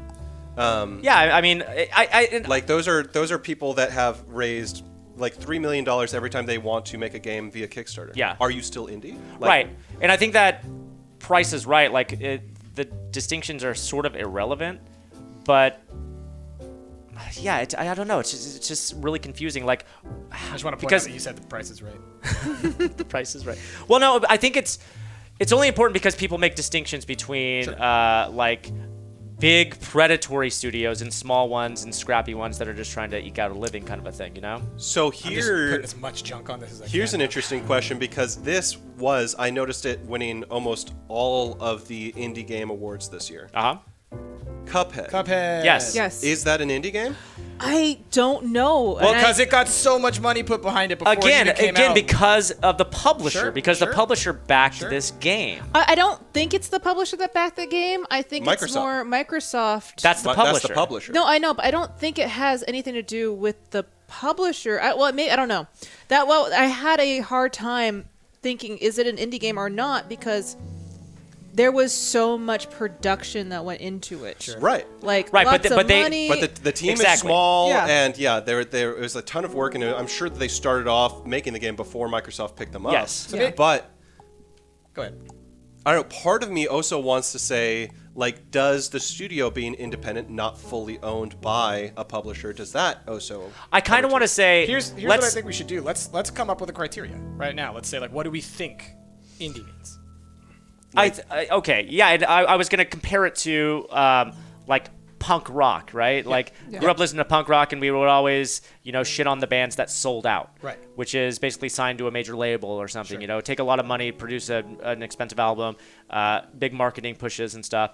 Couldn't you say that Cuphead sort of sold out? They were a small studio that took a bunch of money from Microsoft. Yeah, Oh, of course you can. Absolutely. If you're gonna use that phrasing, the sold out phrasing, yeah. Yeah, I mean, you could totally do the same. I for think you games. could absolutely. I also think like something that I also being into like punk and indie stuff when I was a kid and whatnot. I remember that whole selling out thing. And as an adult, going like, that just means you're making money. It just means you're making money, and it has means negative nothing other than connotations. you're I don't making money. mean it to have negative connotations in this Yeah. case, but it's it's hard to make the indie argument if you take a bunch of money from Microsoft and then invest it into your game, which is fine. It's fine to do that, but you can't really call yourself indie anymore, can you?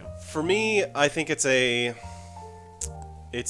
combination of how big is your team as the developer, and how much help did you have from a publisher, and lastly, are you owned by the publisher? Like Who owns the not, IP? Yeah, not any one of those is an automatic. You're not indie anymore. Sure. But it's a consideration. But it's a consideration because for me, when I think of things like Grow Home or that little Thread game that EA helped publish, Yeah. those are not indie because those studios are wholly owned by Ubisoft and EA. Yeah. It And I has was an like, indie feel, but it's Exactly. masquerading as indie. And so that's another topic in itself that I won't get into. But the idea of big studios buying out small studios and then sort of marketing it as like a small game to sort of appeal to Exactly. people who don't like the big stuff. And you know what? I would love to hear, developers' opinions on these things. Because, from our perspective, we are talking about it like we're the fans of the bands that sold out when, we were younger and all that kind of stuff. When really, if you had asked any of them. I remember in high school going to like a Green Day show. At that point, they were huge. And they had mentioned something about people saying that they had sold out this, had sold out that, blah, blah, blah, whatever. He's like, it's funny. It's like as soon as I bought a house, I had sold out. But last I had checked, I was still making music, and just people were mad that I was making money doing music. I was homeless. And it's always stuck with me as the kind of thing. It's like, you know what? Maybe that's just like kind of like an egotistical thing from the standpoint of the person seeing. It's like, it's only real if you're coming from a bad place. Yeah. So I think, personally, the term indie in reference to games doesn't have a usage anymore. I think it more is just about like the tiered level of pricing, the size of the studio, and kind of the amount of external marketing and whatnot that they got from somewhere else. I guess it would be impossible to define them without defining them on their own merits, right? Yeah. Like the criteria that Ash mentioned, you'd have to take those into consideration each time. You couldn't just have a blanket indie definition. You know, it's becoming much more gray these days. I mean, but it shouldn't even matter, in my opinion. Yeah, at the end of the day, it's good for them that a small team is getting picked up by bigger publishers that are able to make their games and stuff like that. It's just like, just to categorize a game now as indie is becoming harder because the indie scene is what changed and kind of revitalized a lot of the older games that we loved and enjoy. So now the genres are switching over to more 8-bit, or they're switching over to more heavy story, shorter games. And so AAAs, they're starting to pick up on that. They're still doing some of the original stuff that they are continuing doing, like Assassin's Creed comes out every year. And I mean, those are just, I'm sorry to say it, but they're getting really tired and old. Oh yeah. Nah, everyone thinks the new one's great. Well, I mean, I feel like every third Assassin's Creed game is good. Yeah. You know? Black Flag was good. But I mean, the other two were bad. It seems this like one's good. AAA. When people think of AAA games, they always think of something that consistently comes out every year. Battlefield, Call of Duty, Assassin's Creed, all that other stuff. I feel like with the indie scene, more and more publishers are looking at these games that are becoming more unique and more singular story. That they're like, okay, yeah, we could. You can take some bets, and so that's why I'm having a hard time this year of saying what was the best indie game because I don't know anymore. Yeah. I want to respond to Rick saying that it shouldn't matter. For me personally, it doesn't. It doesn't matter. For the examples of Grow Home and Grow Up and the Thread game, I don't care that publishers, EA especially, that I dislike, are making those because those still look like games that are well done. For me, it's just all about, is it well done? Yeah. And what is well done? We were talking about sliding scales for games as far as pricing goes, right? And the argument from AAA studios as to why they need to increase the price, right, is because it's so expensive to make games. But they're putting all of these things into their games that nobody's really asking for. I think that with certain IPs like the GTA, argument is that they haven't risen the price with inflation. Well, no, I know, but I mean, you can still make a good game, and it doesn't need to cost a lot to make it. Like, as far as how many people that they have working on these games and the graphics of the game and the engines that are running the games, it might be visually impressive, but nobody's asking for all of the bells and whistles that they're putting into these games. There are certain franchises that you would expect that from. Like, it would be really weird if the next GTA just took a different direction and didn't have the same aesthetic, but indie games and small games and games that are released constantly on Steam have proven that you don't need flashy graphics to make a good game. I mean, Stardew Valley, perfect example. It's critically acclaimed. It sold at least 1 million copies. I would be surprised if it hadn't. Sonic Mania, another great example. So I mean, you don't need to have a studio of 250 people pushing out this super awesome, pretty game every year and spending millions and millions of dollars doing it. You can make a affordable game that people can pay for, and you don't need to milk us with microtransactions. I feel like those games that come out every year, I think it's more of it's the tried and true. We can always rely on getting a certain amount every year. It doesn't matter if it's unique or not. People go out and buy it, and it's definitely proven. It's a stockholder thing. Like if Activision does not release a Call of Duty every year, the CEO will be fired. The CEO would be fired. Yeah, that's ridiculous. That's why they have three different developers working in a cycle. That's why Valve has not gone public and never will. And I guess that's why they will always keep the size of their company below 500 people because that's not why Valve is nowadays. It's like they just don't release games. I think it's a smart reason why publishers and developers shouldn't go public though. Absolutely. And I guess I would say a AAA company then would be anybody who's corporate. Okay, so you think a publicly traded company Sure. is a AAA company. Sure. But then here's where we get back into the issue, right? Because there's a difference between publishers and studios. A lot of the publishers are publicly traded companies, but the developers are not. Because that's like the Grow Home examples and whatnot, where Ash says those are wholly owned, like the IP, the product, and everything like that is wholly owned by. I think development comes first. I think that you have to ask how much influence a publisher has on the game, though. Like with a game where maybe they inserted microtransactions after the fact, after they published the game and said, we'll publish this only under this, circumstance that you. Here's one where I think we can all agree that they're always AAA. any Nintendo game Yeah. Yeah. is always a AAA game. Yeah. Any like Nintendo in-house game. Is- If it stars is- Mario, is- if it's got Donkey Is Kong. Snipper Clips a AAA game? Well, no. I'm not saying any game on Nintendo. I'm saying any Nintendo game. So Developed by if that Nintendo, was developed by published by I think Nintendo, it was. then yes, it's a AAA Then game. it's triple game. Yes.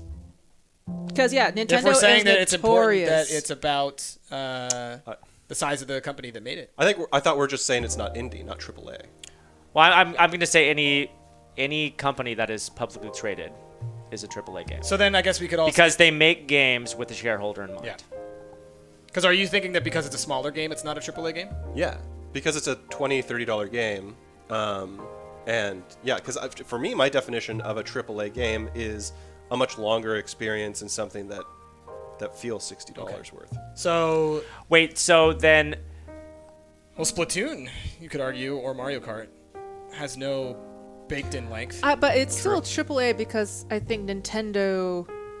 Because of Nintendo, they put so much money and effort. that's the and thing, the no baked in length, right? Like Battlefront 2, everyone would agree it's AAA, right? But Yeah. it's an online game. Sure, It's it got- has single player, but it's shallow single player, so it's don't an know online that. game. Yeah, you haven't played it. You don't know that. Well, I've read plenty of reviews, and everyone pretty universally agrees that the single player is pretty shallow compared to what it was traditionally.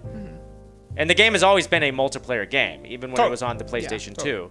But the Galactic Conquest, I think, is what people really wanted to see, Yeah. and they didn't get it in this game. Anything made by Blizzard usually AAA.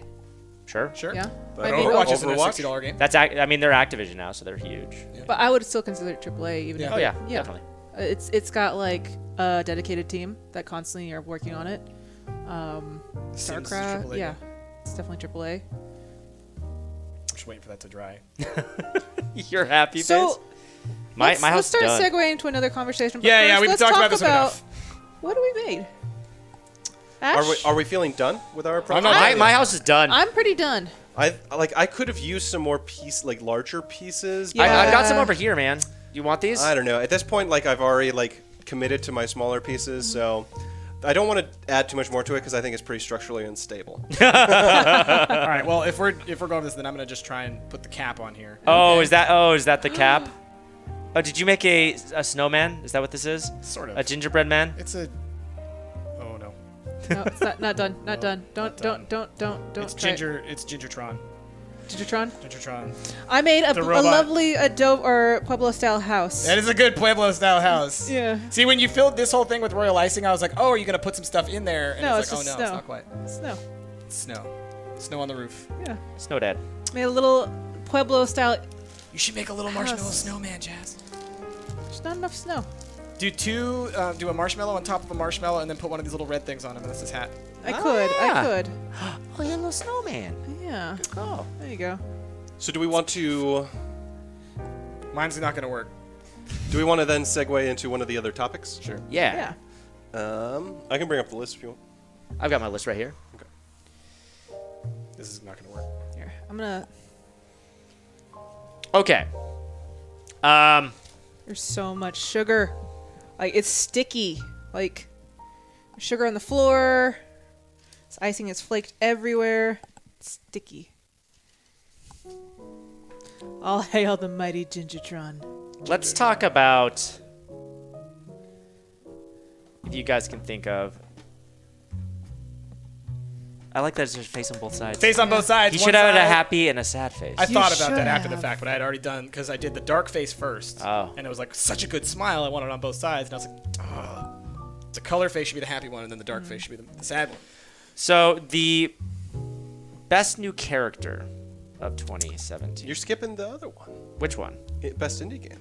Well, because we decided that we didn't know what indie meant. Yeah, but I studied All right, and I wrote a list. Okay, here's I answered these questions. Ash. What was your favorite indie game of 2017? I Expect You to Die, Fantastic game! right? I love that game. That was a great game. I put some other one, I put Battle Chasers, which I'm not really sure fits my category of indie game, but I Expect You to Die absolutely is an indie game through and through. And It's a VR game, and it's amazing. It's incredible. I had a ton of fun playing it. I was glad to have someone who had beaten it before next to me. So whenever I screwed stuff up, he was like, you got to start over. But no, I think that game alone is the best use of VR that I've ever experienced. It's certainly the most polished VR game, I would Yeah. say. Like, it is so well put together. Yeah, it's a good game. Yeah. Anyway, I have an It's a answer. good- we can move on now. No, I have an answer. I I have an answer. all right, My favorite indie game of this year, hit me with it. Slime Rancher, because it finally came out in full release. Because last year I remember saying I can't call it my favorite indie game because it's not actually out yet. So next year it will probably be. All So right. it is this year. And Slime Rancher. I is my would favorite really indie like to say that my favorite indie game is Subnautica under that criteria, but game. I'm It's still not out yet, or no.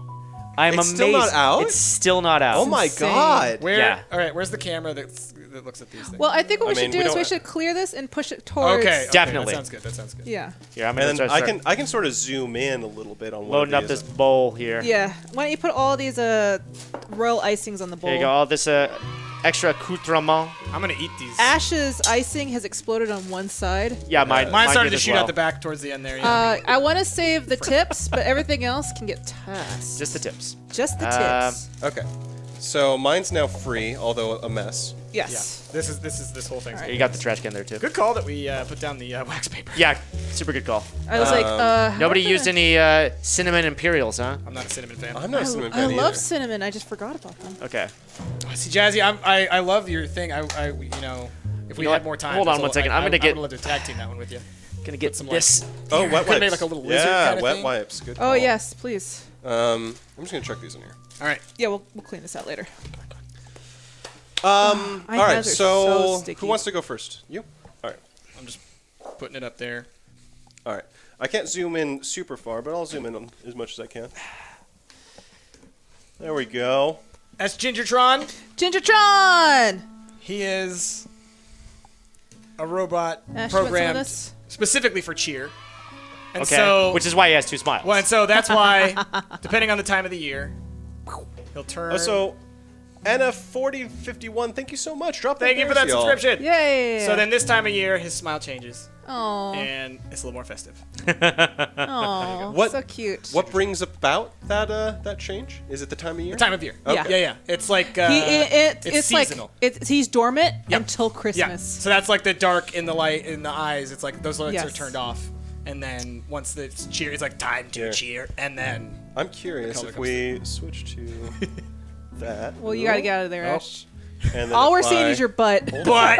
butt cam. And then if I. Are you gonna really try to zoom in? Oh no, that won't. That's that just won't. gonna get Point Jasmine. right at Jazzy's face. All right, fine. We won't do that. Extreme close That's what you up. get for trying to get fancy. Whoa! That's Gingertron. All right, who's next? There you go. There, I can Jazzy's little Pueblo. Oh no, my cactus. I love those cactuses. They're so good.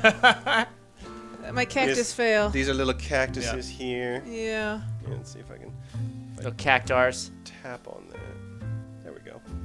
There you go. I got a little Pueblo style house. Yeah, old Grew up in adobe. the Yeah, south. there you go. Turn it. There you go. I Little grew up in the spin. south. Southwest. Southwest. Let's Southwest. specify. It's different. Yeah. Yes. Southwest. I used to, I don't really enjoy the Adobe look, but I do like the lodge kind of. Yeah. It's like the Yeah. what would you call it? It's like the beams that Yeah. sticking out the The edge. lodge out. poles. There's like beams that go over. Yeah, yeah, like yeah. this kind of reminds me of it, but they go outside as well. For people who don't know, maybe you've only played Scorched Earth. Adobe is a thing.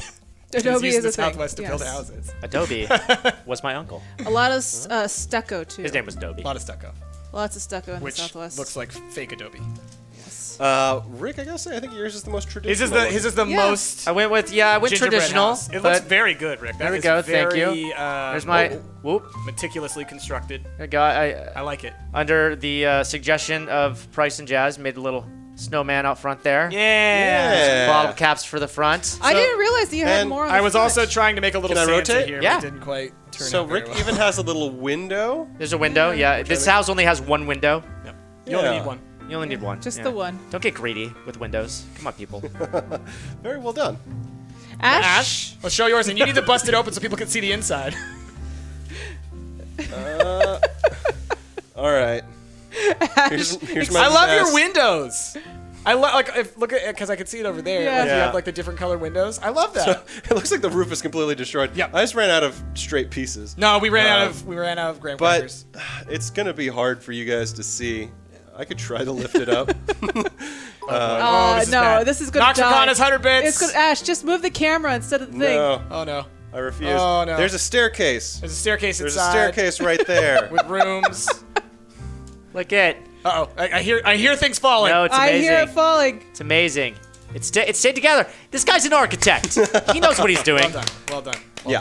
done. Great jobs all around. Who was that? Nox Arcana's 300 bits. Thank you so much. Oops, misclick. Okay, All right, now Rick, now you gotta eat them all. that's the end of stream. So what were we talking about? Indie games of the year. You were talking about Slime Rancher. I said Slime Rancher, and then Yeah. we showed off our stuff. So Jazzy, I could not tell if Cuphead was an indie game. I would say like I know we talked about like Yeah. I think it's an I indie think it's game. fair to say it was an indie. Cuphead was amazing. Yep. I played it as much as I could straight through. Game was infuriating, but I have to say everything about it was perfect. The art style was beautiful. Honestly, the fact that they hand animated everything. That's gorgeous. Yes. Amazing. Absolutely Yeah. gorgeous. It was tough as nails, but I enjoyed every bit of it. Yeah. And also Battle Chef was I was gonna actually say Battle something Chef- I was looking forward to, and when I played it and finished it, I was like, I want more. And I think that Battle Chef is inarguably an indie game. Like Adult Swim is a small enough studio. I'd have to agree with Cuphead. I think I mean, it's just amazing when you find out that Where are those bottle caps? everything in that game was right over here, hand drawn, Yeah. hand animated, and it was hard. And you know what? Screw you, internet. Everybody who's like, it's not that hard. It's one of the hardest games I've played in I think forever. it If you like feel the 2 hours need to to tell beat the people final that a boss. game that they think is hard is not hard, you're wrong. The last boss fight against the The Dice devil? Queen? Or the Dice King. Yeah. Like you have to go through like the 4 fights leading up to it. See, that one I didn't find as hard as actually fighting the devil. Well, it was the timing with jumping on him. Yeah. And the cards are coming at you. Ugh. It was No. the worst. It was the Also, worst. the Junkyard one was probably very infuriating. They were all pretty bad, And but it it's a great says game. Trinket Studios is indie. I can attest. Adult Swim is only the publisher. Yeah. And we met the guy who Yeah. the lead developer Yeah. at PAX. I'm forgetting his name. Yeah. But yeah, And- definitely very. And I small would studio. argue any game that is published or developed by Adult Swim or like Devolver or any of these small studios, smaller. I think that they fall in the indie category. And that's why I feel like you got to weigh the multiple factors. How Yeah. big's your team, and who's publishing you? Are you owned by that publisher? That kind of thing. Yeah. So That was indie game of the year. Yeah. we got biggest disappointment of the year, guys. I've got a couple answers, but Uh-huh. I want other people to go first. Okay. Besides Fortnite, I also put Mass Effect. Yeah. Yeah. Because I was hyped for that game, and then once I started playing it, I was like, I'm gonna keep going because I really want to try and push through. Maybe it gets better. And then as I continue to play it, I actually just got to a point where I'm just like, I give up. Yeah. Nothing about this is enjoyable. I And it was a $60 game, which I completely regret. Fortnite, it's got to be my disappointment of the year, just Yeah. because I think all of us, but I think me especially, were really hyped for this game because Well, Four- you four played years- such 4 a years ago- different build of it. well, and the thing is, I did. That's the thing though. I Yeah. didn't. I played a game that was absent all of the weird microtransactions and Yeah. grindy stuff because at the time that I played it, and it's worth saying, like 4 years ago, Epic, they did this tour of the country where they like rented out a location and they like decorated it all cool and they invited certain people to come and try the game out. And I was lucky enough to go play it. And the game that I played was very representative of the final product, just minus all of the grindy ridiculousness that went along with the multiplayer aspects of it. I'm upset at that game because there was so much good to it. Like the single player experience as far as the voice acting goes and the art style was amazing, but then they just completely ruined it with like a half-baked multiplayer aspect to it and just so many different menus and like skill trees and stuff that it was just too bogged down in like the minutia of it that just made it not fun. And then the icing on the top, releasing the Fortnite Battle Royale thing, which Yeah. just seemed like a really cheap Hail Mary last-ditch effort to Yeah. compete because they knew that the game that they were releasing wasn't like up to expectations, you know? Here's the thing. I would have found it more enjoyable if the actual tower defense worked. Because when we were trying to play it, Yeah. and we kept trying to build, I was like, you know what? Rick's having a good time building his fort. I want to try to do the same thing. I had made this really nice, complicated maze for the zombies to come through. Uh-huh. They didn't even go through the maze. They just decided to bust every single wall. Yeah. And I was like, what's the point in making a tower defense game if you can't actually have them follow? Yeah, we have really walls. expected more Yeah. about Orcs Must Die, where you Yeah. funnel them through. What's the that's- point even having traps? All you're going to do is shoot them Thank you, Ramsey. at the end. Ramsey. I totally agree with that Yeah. because like that's the basic rule of tower defenses Yeah. is you create a path that they follow, you set traps in that path that hit them while they're going through it, and it's all about how do you structure that to the most efficient and best way with your resources. And yeah, I remember the first time I built a huge long maze I was so ready for, because we all played a little solo as well as playing together, and I remember like, yeah, they ran up and they just broke open one of the walls, and I was like, oh, Like, what's the point? okay. Because the tower defense, unlike Orcs Must Die, where you spend a minute or two setting up your defenses and then you spend like 80% of your time actually fighting the things. In this, it's flipped, where 80% of the time is gathering resources, Yeah. and the last 20% of Barely the get to play the game. right is Yeah, but like, what's the point in gathering resources if no, you're no, just going to destroy it? exactly, and that's my point. And is then, like, what's you the gather point of up all- traps if yeah. they're just going to like bypass them? Yeah, like it's- it's just stupid. It's all a Which farce. like I liked the grind in that aspect. I liked searching through the town before you were ready to actually activate the thing, you know, and fighting the weird, what did they call them? They were, I want to say pods. They were don't have any of the names. husks. Husks, Yeah. yeah. Fighting the husks in the town was always fun, but yeah. It was anticlimactic, that last tower defense yeah. part. It was kind of the least fun part of it. I think it's the fact. So Put that cookie down! Septic. Thanks, Zebby. Thank you so much. Jazz's most anticipated game in 2017 was Ukulele. Yes, we Wait. read that earlier, Zeptic. Thank you. Thank you. So Fortnite was on my list for number one for being Uh-huh. the biggest disappointment, and yeah, the fact that it has been in development for that long, and the fact that just even the core gameplay just didn't seem fun. I don't know why they decided to go free to play. I feel like that was the final nail in the coffin, because they could have.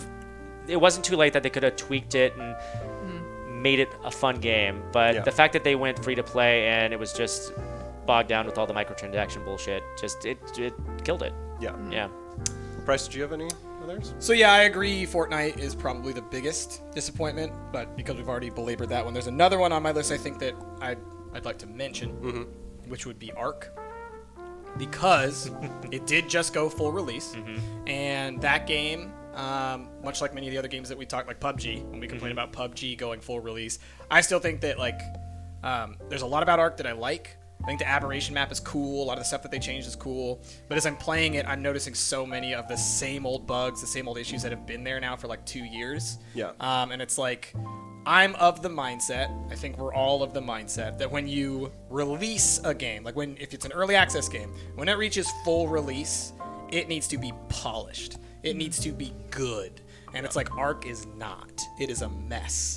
I love it, but it's a freaking mess. So I'm disappointed that they decided to spend so much time on new content Yeah. instead of polishing the game that they made. Yeah. Yeah. And I'll say this, just like Scorched Earth, and I think this is just a problem of like the type of game that it is, but it also is a problem of like, you can figure out an easy way to make this work.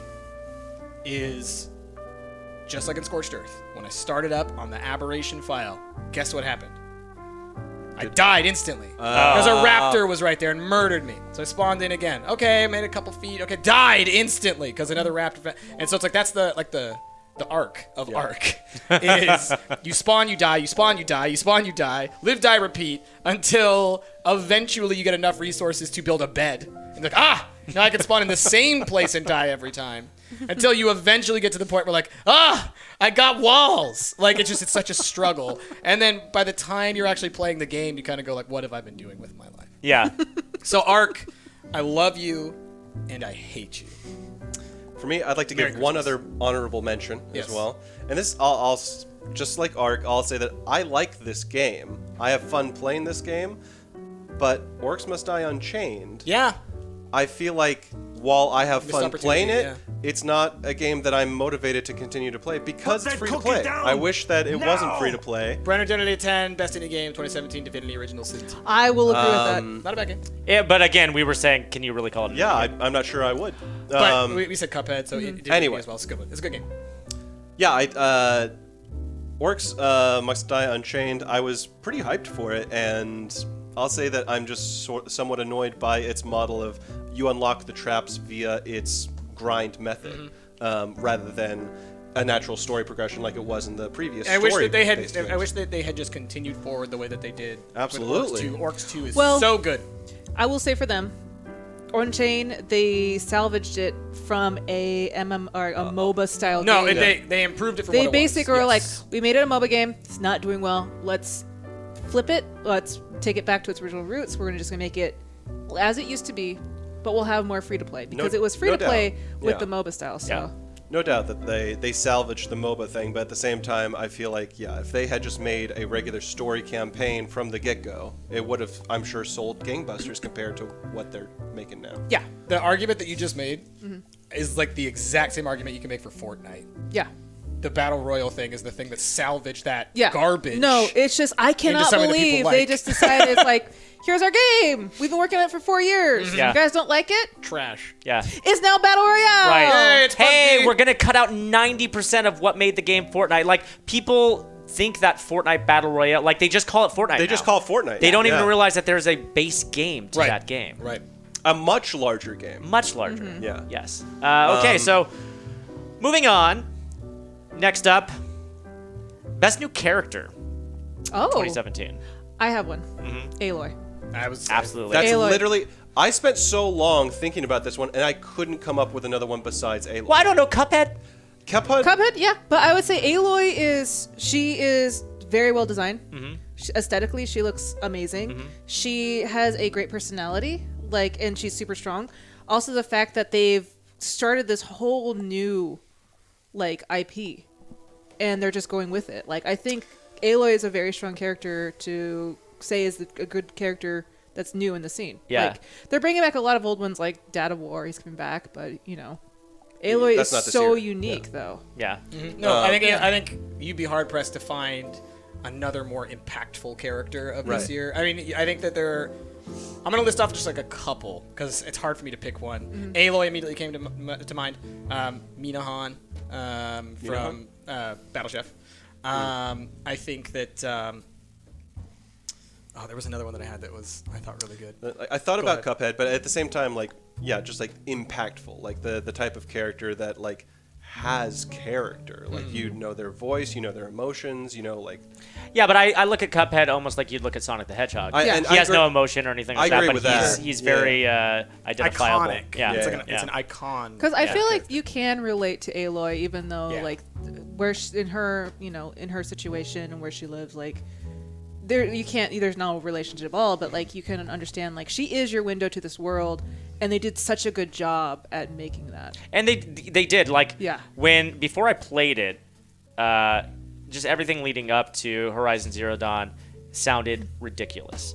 But they were actually able to put a really serious spin on this ridiculous concept, which is it's the future and there are robot dinosaurs everywhere. Yeah. That sounds so dumb. Senua is a good new character. Senua's good. Yeah, she's good. Yeah. I have to say that team, for the small team that they were, How small was that team? It was less than 15 people or something? yeah, something like that. Yeah, But crazy. the actual technology that they made to capture that mocap her. Yeah. Gorgeous. And just actually put it within game and have everything run seamlessly so she could act and react to things that were happening in real time. That's who we're talking Which was about. Zeptic. amazing. Senua is the woman from Did Hellblade. FF15 come out this year? It It did. Was that last year? It did. It was this year. I'm almost I positive. would say it was a good game. Noctis is Prompto! probably- Prompto's great. Yeah. He's a great character. I haven't even played the game. I've only watched bits of it, but I love him. He's so adorable. I do like Prompto. He's one of those fun, goofy guys. Yeah, He's also he's- super flawed. Yeah, there's Yeah. a lot of depth to him. Yeah. Happy Christmas, Astro. Nope, it was last year. Jasmine. Wait. I must go to work now. Yep, it was last year. Okay. It was last year. Thanks, So then, Jesse. the other thing that I'll say, I agree with Aloy. I also think that the evil scientist from Empires of the Undergrowth is a fantastic character. Right on. Because you're in like a little sandbox or like a little ant farm, whatever like that, and there's these 2 scientists who are like overseeing you and like dropping stuff into there to like care for you. And there's the woman who's like, she's in charge, and she's also very much like, you know, be careful, don't go a little bit too overboard. And then like the evil scientist guy's like, oh, don't worry, I won't put in more than 30 ants. And he has this like that's his voice, like he sounds exactly like that. And like as soon as she leaves the room, she's like, all right, I'll leave you to it, blah blah blah. He's like, all right, let's try 90 ants. It's like he always goes so far overboard. And then when she comes back into the room, he's like, oh, you know, we went for 40, and I thought that was a little bit much. So I just love his, like, all you get from him is his voice, and he is the biggest asshole in the world. He's Got great. an asshole voice. Oh, I want to change my answer. What? Idris Elba. Idris Elba from PUBG! Yeah. Yep. Best new character. Tied with the guy Sun from Lost. from Lost. Yeah. I saw someone recommend Owlboy. That was last year. That was last year. I think I gave Owlboy last year. I think you did. Yeah. Because Owlboy's incredible. What about? Oh god, now I gotta open my Drive app again. Uh-oh. How I dare have them you, written Rick? here too. Best sequel of 2017. Wolfenstein. Wolfenstein. Wolfenstein 2. Okay. That game is bonkers. I didn't know there would be. I couldn't anticipate them upping it from the first game, and they totally did. Yeah? Yeah, without going into too much depth. Not like the last game you went to the moon. This one you go to Venus. Wow. Yeah. You meet Hitler. And Well, I mean, you got to lead with the Hitler thing because I kind of expect that from this he game. was But you so go to Venus. Yeah, he lives on Venus. Hitler lives on Venus. Yes. Oh, these are huge spoilers. I'm gonna have to put in a spoiler tag. Oh, also, Rick, no, we didn't mention Space Fetus as an important Space character. Fetus, very important Oh, character yes. from 2017. Absolutely. No, but there's still so much I'm not even saying because they're huge spoilers. This is one of the. That game is so It's bonkers. bonkers. I need and to play it's a the New good Order sequel. still. I've watched like parts of playthroughs, and everybody always sings the praises of this franchise, and I own the New Order. But I God, I It's- What's the second one called? Something Juggernaut? New Colossus. New Colossus. Yeah. Yeah. No, but that game it's incredibly fun. The gameplay is top notch. Like it's just for what it is. It's just like shoot Nazis and do all other stuff. It's fantastic. It's fun. The story itself is so bonkers that it's just like It you sounds can't amazing. be angry at it. Hitler living on Venus sold me. I'm gonna go home and play this game. Yeah. It's amazing. So what other sequels came out this What about you, Ash? So I have a few on my list that I'll mention. Sonic Okay. Mania. So, again, I didn't play that game enough for me to, I think, fully qualify it. The ones that I'm not giving it to, but I'll quickly mention, Divinity 2. I figured that would be on. The only reason I'm not giving it to it is because I never played the original. Oh, okay. All right. Fair enough. Otherwise, if I had played the original, if I loved it, I probably would have given it to this. Okay. Again, Destiny 2. I never really played the original. Yeah, we that played much. around with it a Yeah. little bit. But still, I like Destiny 2. The one I'm giving it to, Nidhogg 2. Oh yeah. And for so much crap that people gave about the art style of this game is better in every single way. It took a while to get used to the new art style, but I love it. Like, I just love how just like hyper gross cute it is, you know? Yeah. It's And the music's rad. All the levels are rad. The, Well, we know the music's rad. Doze only did one song. He did a few songs. No, he only did one. And the People were saying Breath of the Wild. I don't think any of us played Zelda that much. And I did see Zeppi say Dishonored 2, which is probably pretty high up on Jackson's Dishonored list. 2 was not this year. No, it wasn't. Was this it not? year. No, Prey. Oh no, the add-on was this year. Yeah, Yes, the add-on. The standard. And Yeah. Prey, if you want to consider that a sequel. It's not really a sequel though. It's basically like a reboot? reboot, but it's not even a reboot either because it's not really the same game as the original Prey. Yeah. But I do want to quit before we stop talking about Nidhogg. The artist Toby something. Go follow him on Twitter. He's amazing. He's making a new farming simulator zombie apocalypse roguelike game. Yeah. My that sounds God. incredible. Yep. He's doing the art for it anyway. It looks amazing, and it's being published by Raw Fury. Go check that out. That sounds incredible. That sounds awesome. Yeah. I can't think of too many sequels that I played. I know mine. Yeah. Go for it. Resident Evil 7, Oh, good. Didn't it? I thought it came out. January. That's right. Yep. Thank you, Rush. Yeah. Because I remember buying it for my brother, and I couldn't remember if it came out Molly in December Wally or January. Golly, thank you so much. Just came in, had no idea what's going on, but But you love it. Thank you, Molly. Yeah, it came out in January, and it's funny because you said how like Prey wasn't really a sequel. This was like a reboot. It felt a lot like playing the first Resident Evil, but I thought that they did such a good job making it feel unique, and it is like a new start to the franchise. I'm actually surprised they called it Resident Evil 7. I think that they should have just called it like Resident Evil and given them like a new number or something. Sure. Yeah. Because it's very side to like the rest of the Yeah, world. yeah. I mean, it's very different. Like Umbrella really wasn't. No spoilers really, but Umbrella wasn't really like a huge part of it or Well, anything like that. Correct me if I'm totally wrong, but I thought there was rumors that basically like a different team had been Yeah. working on this horror It's a different game. Yes. That and they then bought. Capcom basically said, "Let's make that into." Well, Resident from what I understand, a couple years ago they had the kitchen demo, which they were showing off. Yeah. Yeah. before they had any details on Resident Evil 7. Like that was my first experience with the PlayStation VR was the kitchen demo, and that was just some other studio that had made that game, and Was it not branded as Resident Evil when you played it at PAX? it was, but it was based off of this kitchen demo. Oh, okay. So the kitchen demo existed, and then Capcom said we can make this into something. It's like Gotcha. if someone took PT Yes. and said that's going to be our new Silent Hill. Yes. Yeah. Which it was, I guess, but Yeah. it wasn't. They reverse engineered it. Yeah. Yeah. But it was amazing. I am disappointed that Silent Hill never really got made. Yeah. The thing is, I do have a guilty pleasure of watching scary games, but I have to have a lot of things to keep me distracted. That game was terrifying, just the demo itself. Oh yeah. That But would've the been fact that they got Junji Ito to be a part of that, who does a lot of body horror, like really like crazy body Yeah, PT is now Death Stranding. is what I I'm was saying. going to say, Basically. because most So- of that team, including Gingerbread Ito, I believe, is still working on Death Stranding. Yeah, but I'm saying is like that would have been a really horrifying experience. Like I don't think I could be able to even watch it. No. Death Stranding looks pretty horrifying. Looks bonkers. I don't know if it's going to know be what it's horror. gonna be, I think it's though. going to be more of like a Like a experience story. gothic action game almost. Yeah. Like think more like not Dark Souls. What's the other? Bloodborne. Like Bloodborne, you wouldn't call a scary game. No, I don't think But it's you gonna would be like that. horror genre. I don't think it'll be. I think it's going to be like Silent Hills outdoors.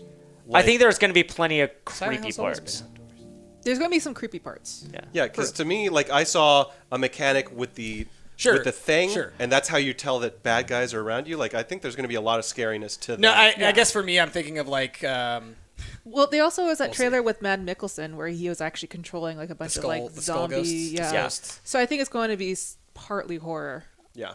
yeah, at least in part. So, do you have a favorite sequel? I mean, I guess I could say Andromeda, but Didn't play a whole lot of Or- sequels this year. I just did. Well, you kind of did. What? Kind of. You played a lot of Shadow of War. But same as what you said earlier. Did you not play I Shadow didn't of War? play the first one very much at all. But Shadow of War is an incredible game. I would say Shadow of War or Sims 4 Cats and Dogs.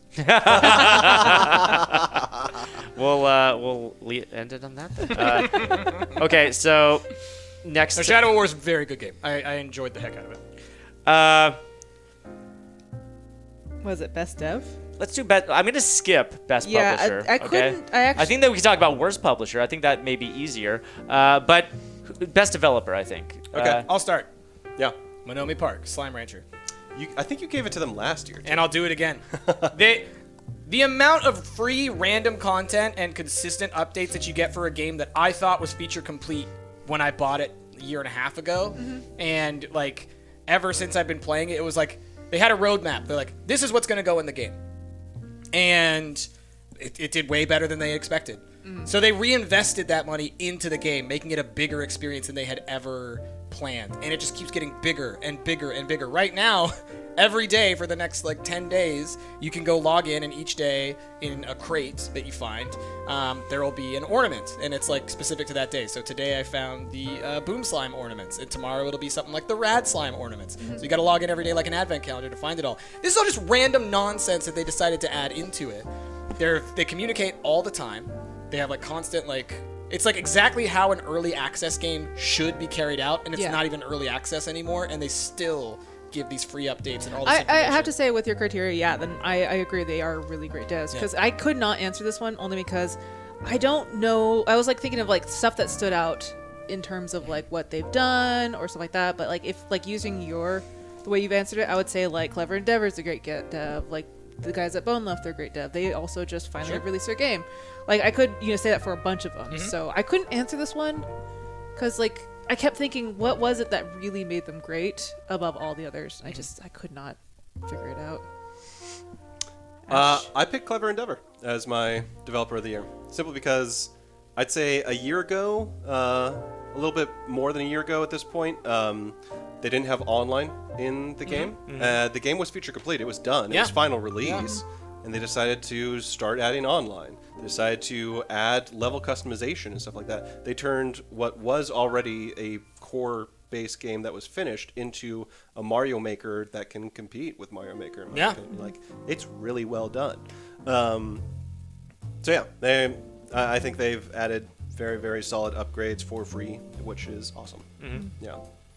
I'm gonna say probably Gorilla.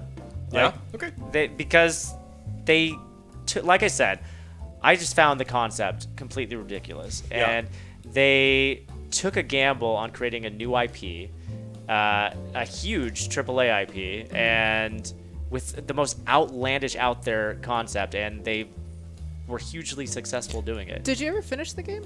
No. You should really finich the game. I know. I've got like 20 hours into it. The thing with that game is, and I think that this is one of its strengths, it's a lot like Skyrim. I just became so distracted playing side quests in that. It's true, and I did the same thing. I just like I put like 20 hours into that game. Rick, and once just you get, hunting dinosaurs. Once you get to the ending, you'll understand why it's on my game of the year. Yeah. Yeah. Yeah. It's well, spoilers, Jasmine. Spoil nothing. She did. She just said you'll understand why it's on my game of the year. Don't worry about it. Spoilers. Quit Like, being such psychologist. Game of the Year is Disaster Artist. Yeah. All right, so you're skipping Best Publisher? I'm gonna We skip we Best all Publisher are. because I mean, Do you have one that you want to talk about? I just want to give a quick shout out to Team 17.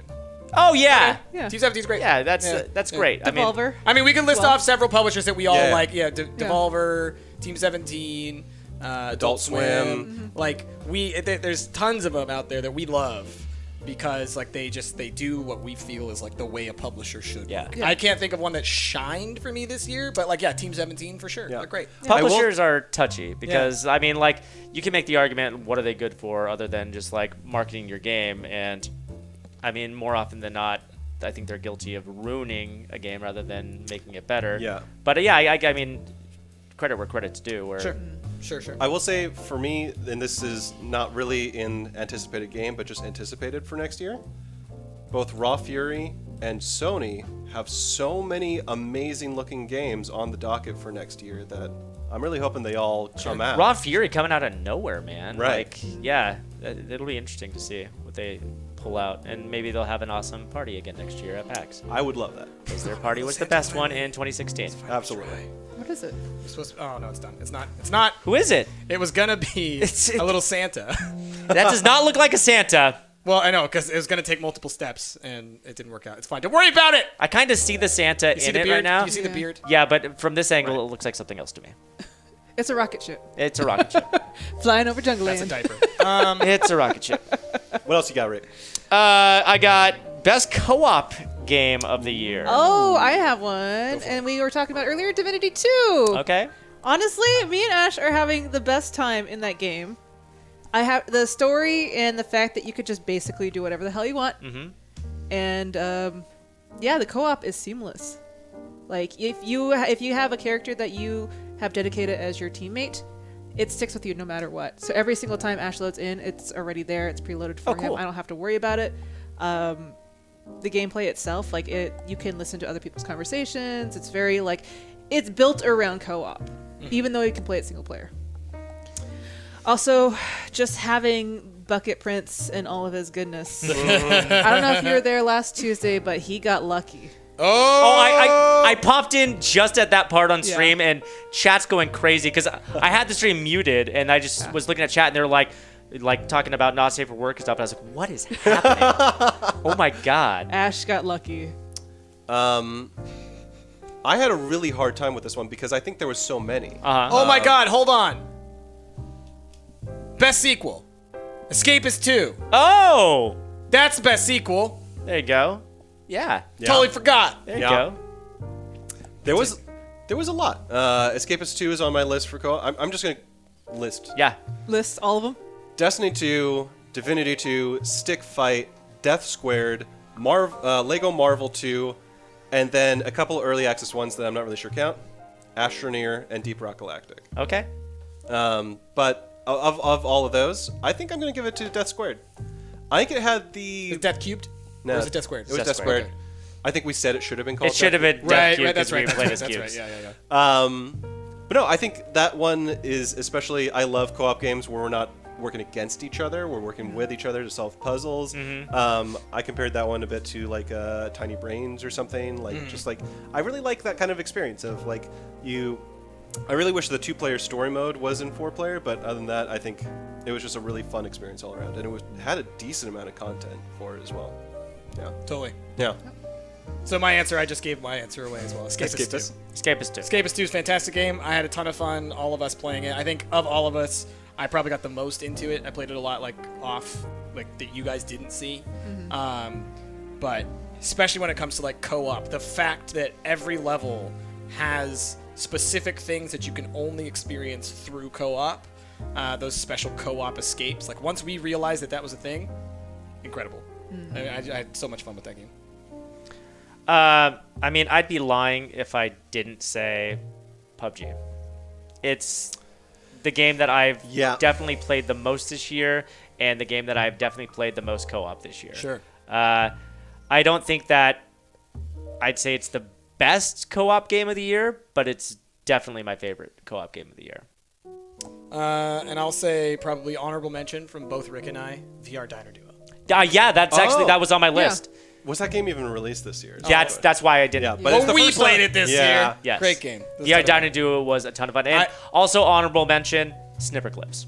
That's Snipper a Clips, great game. great game. Snipper Clips. Snipper Yeah. Clips, awesome. There is a new co-op game that me and Ash have been talking about. He's the one that's more excited about it. But now that I think about it, it's like, yeah, it's going to be really fun. It's whatever that co-op robbing game. Do you know what I'm talking about, Ash? It's like it's 2-player. You're both in prison, and like you either go out and break out, and you rob banks, and you do all this other stuff. But it has like that split screen. All right, I think you're thinking of A Way Out. Is that it? The Ubisoft made one, very story-based, and Yeah. A Way Out comes out next year. it comes out next year. And, okay, don't want to get too off topic. And also... Thank you, Fire, for those thank 500 you. bits. Aw. Just dropping in to say Merry Christmas. And you are I the saw best people. Phoenixia said, what about Overwatch? That came out last year, and I think that it was very high up on our list last year. Yeah. I just want to say, A Way Out, you're only going to need one copy to play. Yeah, Yeah, it's very that's neat. interesting. That's crazy. Yeah. Yeah. And I think games that actually are built around having 2-player mechanics. Yeah. Sure. Those are good games. Like a lot of games are just like, oh, we made it multiplayer because it's easy to, just bring other people in. But when they actually put in the time and effort to be like, here is a Right. game where the core concept is you have to play together to solve things and do all these puzzles, then yeah, that's it. That's why it was hard for me to pick PUBG, Yeah. but I had to be honest with myself about it. Honestly, I mean, you could play PUBG single player. You definitely do get a different experience playing it co-op, and I'll say that it's just so much more fun playing it co-op. Yeah. Yeah. I think it's a very good choice for that. There was something else that came to my mind, but I've lost it, so. Next up, we have... Is it Game of the Year? I kind of want to save Game of the Year for second to last, so let's rearrange this a little bit, okay? Let's talk about the biggest what the fuck moment of the year. So PUBG feature complete. 10 out of 10. 10 out of 10. 10 out of 10. 10. Well, the Polygon review more than anything, I think is I don't condone them releasing it 1.0. I can understand some of the arguments they might have made. But Rick, 10 out of 10. 10 out of 10. I had a hard time finding gaming related what the fuck Oh, I moments. didn't. Really? Oh no, What else you got? Death Stranding, man. I mean, yeah. That's Everything pretty- to do with yeah, Death it's pretty what Stranding the is fuck. like a yes, and a lot of people were like, "What?" when that second trailer came out. I thought that it was a little less what the fuck than the Agreed. first trailer. Yeah. I thought it was a little bit more cohesive, but still everything, and just Kojima in general just seems to be getting crazier. Thing is, on Twitter, he seems like the most normal dude. He's kind of like what is it, David Lynch in that way. Like, he makes weird movies, and then you kind of like see him, and you're like, oh, he's just a normal dude. I feel the same way about Kojima. He's just like the entire guy is just like, what the fuck. Fetchy. Moment of the year. Price finishing Chrono Cross and Rip Edgar. Poor Edgar. It was his dad, not Edgar himself. Come on, guys. But Edgar has to live with it. He still has his mom. All right. My what the fuck moment of the year? The Devolver Digital Conference at E3. Yeah, good one. That was amazing. I loved it. That It was got so much incredible. hate online. I Yeah. thought it was Incredible. hilarious. It was amazing. And if anyone didn't say W2F to that, like, what do you consider W2F? Because people were bleeding from their eyes. Yeah, at the that dude was conference. like bleeding, Yeah. like getting eaten up by his computer. It was was great. amazing. It was so weird. And then the rest of the conference, which I actually really appreciate, was just them just Like shooting stock- the shit Yeah. on the couch, actually just playing games. Oh, yeah, like after like the Yeah, whole like and they're film just like, thing. yeah, we got this game. You guys want to play it? Let's play it. And they get on the couch and they're just talking and they're just enjoying the game, which I thought was amazing because you get more hype from like actually seeing people enjoy something than just be like, here's all our talking points. It's like a PowerPoint, but with like, Just Yeah. actually, retrospect, if I had to pick a best publisher, it would definitely be Devolver in retrospect. They had a lot of great games released Yeah. this year. they also ported a lot of games too to Switch and other consoles, which is awesome. Yeah. So good for them. Yeah. My what the fuck of the year was the Firewatch dev that pulled a copyright strike on PewDiePie. Sure. Okay. Yeah, Yeah. that was a big one. Yeah. Because a lot of people were either for or against it, and it Yeah. was just such a. It was a very like line in the It sand. was out of like nowhere too. Like I mean, it was in response to what PewDiePie did. no, but- I know, but it was just also like no one would have thought to do that. Like that kind Yeah. of punitive action. Right. Because obviously there was nothing within his Let's Play that would have Right.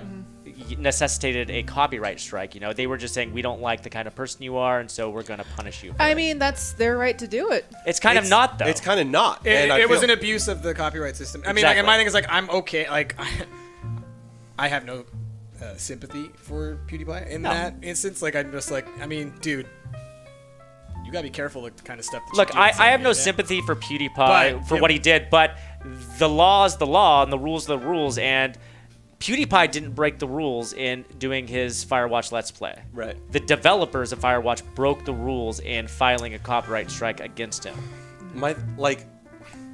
I'm curious what the DMCA law is, whether or not, and I imagine it could be the case that publishers just have the overarching right to say, if we don't like anyone, we will make Yeah, you take yeah. a video down.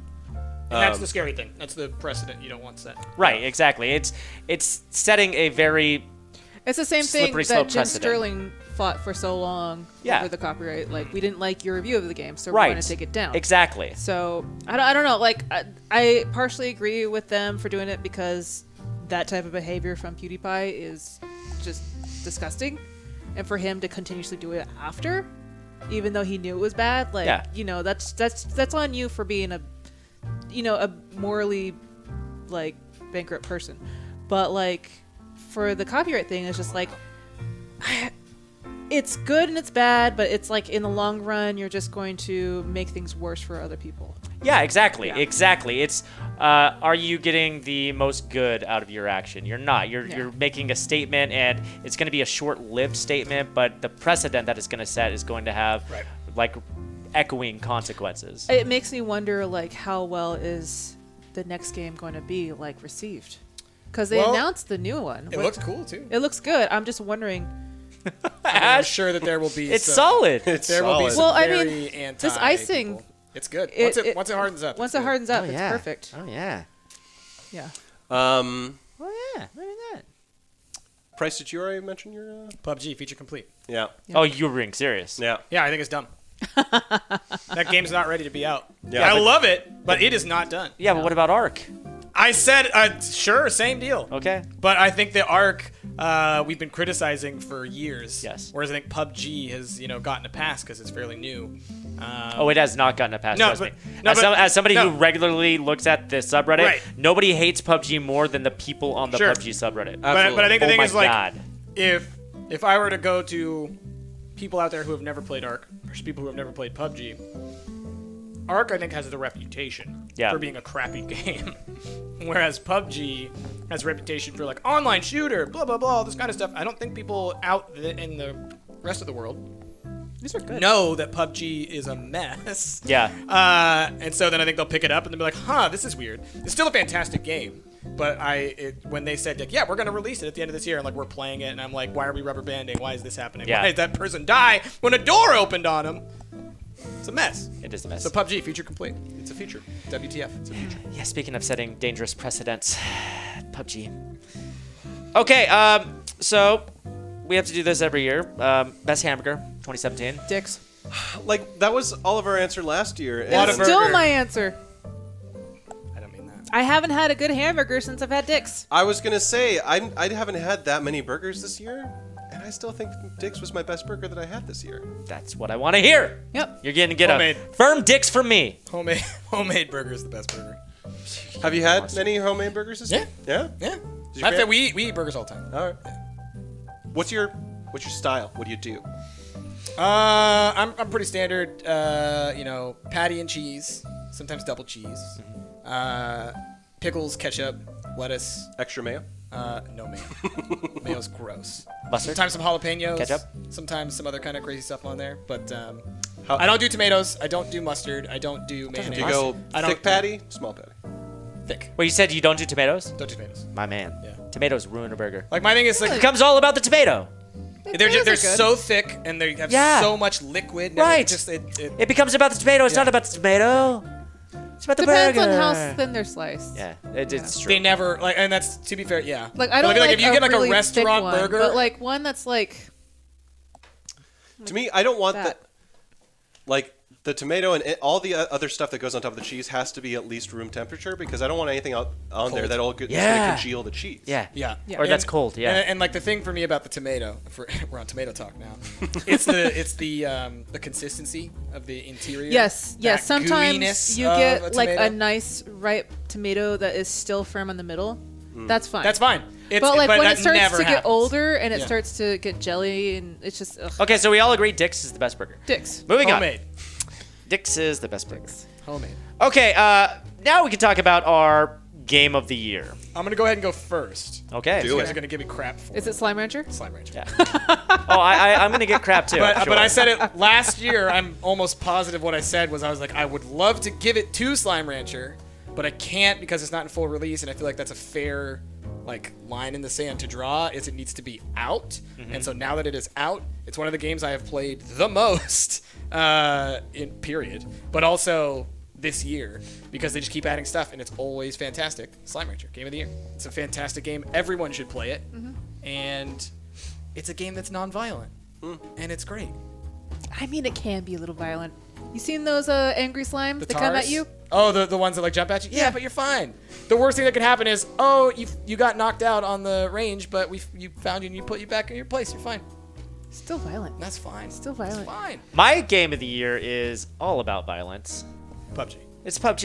It is. I mean, You have to be honest with yourself. you have to be honest with yourself, and this is the game that I definitely played the most this year. And even with all of its flaws, it's an amazing game, and I love how controversial it is too. I have very, very vocal opinions when it comes to Playerunknown and Bluehole and stuff, but I love reading all of the opinions, just like Yeah. seeing how divisive it is. And like I said, within the subreddit itself, like the criticisms that this game gets from people who both love and hate the game, it's just, I don't know, it's just the most interesting story, I think, of 2017, and I think the most fun game of 2017. Me? You want to go first? I'll go first. Okay. It's a good game. So my short list: PUBG, Mm-hmm. Sonic Mania, which I really didn't play enough of, but I added it to my short list because I think it's amazing. Shadow War, which is Good game. probably like the game that I've spent the third longest amount of time with this It's year. the best Assassin's Creed game. Yeah, it's great. And then my winner, Divinity Original Sin 2. Yeah. Okay. It's not a genre that I ever played before. And it's not a genre that I was ever interested in before, but until I started playing it co-op with Jazz, like, that game is amazing because it is so large and it is so polished and bug-free. And the fact that you can talk to everyone and everyone is voice acted, and that there's so many little stories in that game, I can't imagine how long it would have taken to write everything that is in that game. So I was playing that game briefly with Lyle, Yeah. who he's played that game probably like 4 times Of course over he already. has. 'Cause While he's we were wild. playing it together, we accidentally came across a quest he has never seen before. Yeah. And he was dying because, 1, it was super funny. Mm-hmm. But 2, it was just like, How could there's he not so have found many it? Yeah. secrets to that game. Like, you have to be very, very thorough when you go to any area because there's so many things you can miss. Sure. And when we came across this quest, and it's about a turtle and a rat who love each other. It's adorable. He couldn't believe that he had missed it all 4 times he's played it. I want to know more. And I got to say, watching you guys play makes me want to play it. It looks like an amazing game. It's one of those games that I'm like, I don't have the time to get into it. You don't, like, There's- unless the the married stream is the only, like, Exactly. huge motivator. I have to keep playing it, but I have such a blast every time I do. Yeah. And I know that it's going to take us like 100 more married streams to actually beat the thing, because it's like a 70-hour game. Probably. But yeah, it's an amazing game. Yeah. Another honorable mention. South Park. Oh. It's a good game. The Fractured But Whole. Yeah. It's a good Fractured Good game. butthole. It was a good game. Not game of the year, I don't think, but it was a very It's a good good game. game. Yeah. Yeah. For my game of the year is Horizon Zero Dawn. Yeah. Absolutely. I had a hard time figuring out which was the game of the year for me because Wolfenstein was great. So was Prey. I really enjoyed that. But Horizon Zero Dawn, I think, had more characters I emotionally connected with. The story blew me away, especially when I learned what exactly Zero Dawn is. And it's like, without spoiling it, because I don't want to spoil it for you, Rick, because you really need to play it. It is very well thought out. Everything about it is so well thought out. Awesome. They put in so much effort to make this world, and the world is so complete. Plus, Aloy as a character, also, good job, Ashley Birch. Like, this game has really launched her career. It's Yeah. Wait, was Ashley perfect. Birch the voice of Aloy? Yeah. How did I not know And that? I'm surprised you didn't, because she's won so many awards for being Aloy, and it's like her first I'm not using my squeaky voice Exactly. kind of role. Yeah. Life is Strange. Life is Strange as well. Yeah. That's true. But yeah, and just the combat and the gameplay is perfect. Yeah. It is so good. Like, I didn't want to finish the game for the longest time. And I think I almost 100% it. I think there's like maybe one side quest I didn't find right away, and that was like the one quest I never got back. But it's very satisfying when you do all the side quests because you do see a return of everybody that The you've world's talked to. gigantic. Yeah, It's but you so do see a big. return of everything. So like if you help somebody, they will return later. Ah, So it was really nice to have that kind of closure too. So awesome. Well, there's only one more thing to talk about, and that is going to be our most anticipated game of 2018. This is an easy one for me because apparently it was my most anticipated game of 2017. Was it? Red Dead Redemption 2. Yeah. It was. That's right. Yep. So, yeah, it's definitely going to come out next year. It's definitely going to. I'm super excited for it. A lot of people, we talked a lot about microtransactions and the distrust that communities have for video games these days, and a lot of people are already preemptively saying, it's going to suck because GTA Online sucks and it's just going to be another... Right. But there's a great game with GTA 5. That's the thing. Like, if they do it like they did GTA 5, Yes. where they have a whole single-player campaign Yes. and then a whole online thing that's completely separate, Right. and that's amazing. Then I couldn't care less. Like, I don't understand people who give Rockstar endless amounts of crap because of their online and shark cards and no.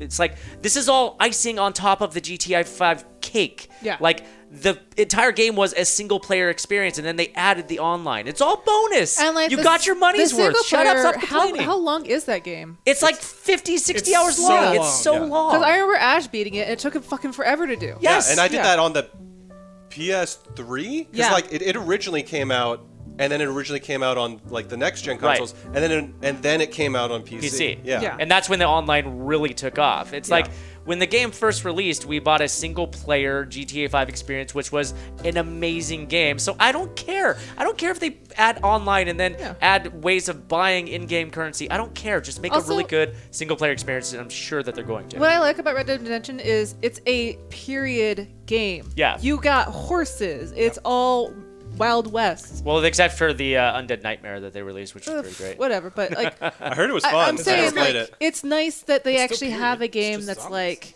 let's take what we are really good at is making these worlds where you could do whatever the hell you want. You can go around, but let's give you horses instead of cars. Yeah. Save women from getting run over by trains. You know, you can do whatever you want. Go find a Sam Squatch. Yeah, Sam Squatch. Sam Squatch? Sam Squatch. James Queen. There's Sam Squatch in Yeah. the game. I am looking forward to Monster Hunter. Yeah. Monster Hunter That's World? going to be really good. I have never really played any of the Monster Hunters. I remember we had a Wii. We tried it. We like back when it was still able to rent. I rented it. It was fun, even though I didn't understand what was going on. But I feel like now with the PC, they're opening it to a larger market.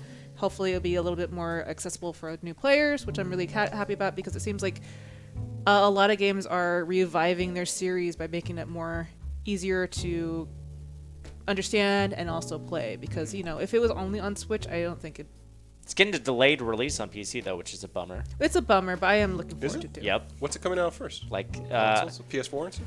PS4 is coming out console first, and I think it's like 3 months later it's going to be coming out on PC. Interesting. Yeah. I mean, a lot of games do that I know. these days. Yeah. It's a bummer. Mineko's Midnight Market is also another one I'm looking forward Mineko's to. Midnight Market. Yeah, It looks So- super goddamn cute. Think where- of like Animal Crossing, Ooblets, that kind of. Ah, Like, yeah. it's but similar with style. cats. Yeah. All cats. You plant cats, right? I think you plant You cats. plant cats. And then Dad of War. Dad of War. Dad of War. Dad of War is going to be, yeah. It's gonna be real fun. I have a couple. I think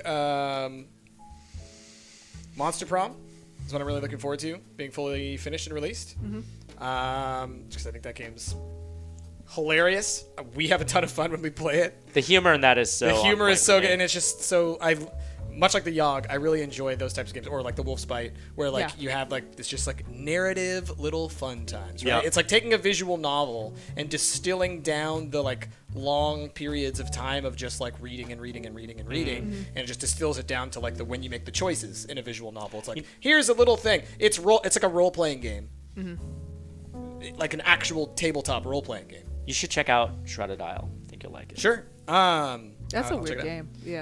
It's like a Cthulhu-esque version of that. Cool. The other one I'm really looking forward to is one that I've been playing a ton, but it's in early access. Empires of the Undergrowth. Sure. That game is so good already. It has only like 6 maps, like actual challenges to the game. Really, it's only 4 maps plus like the overworld map.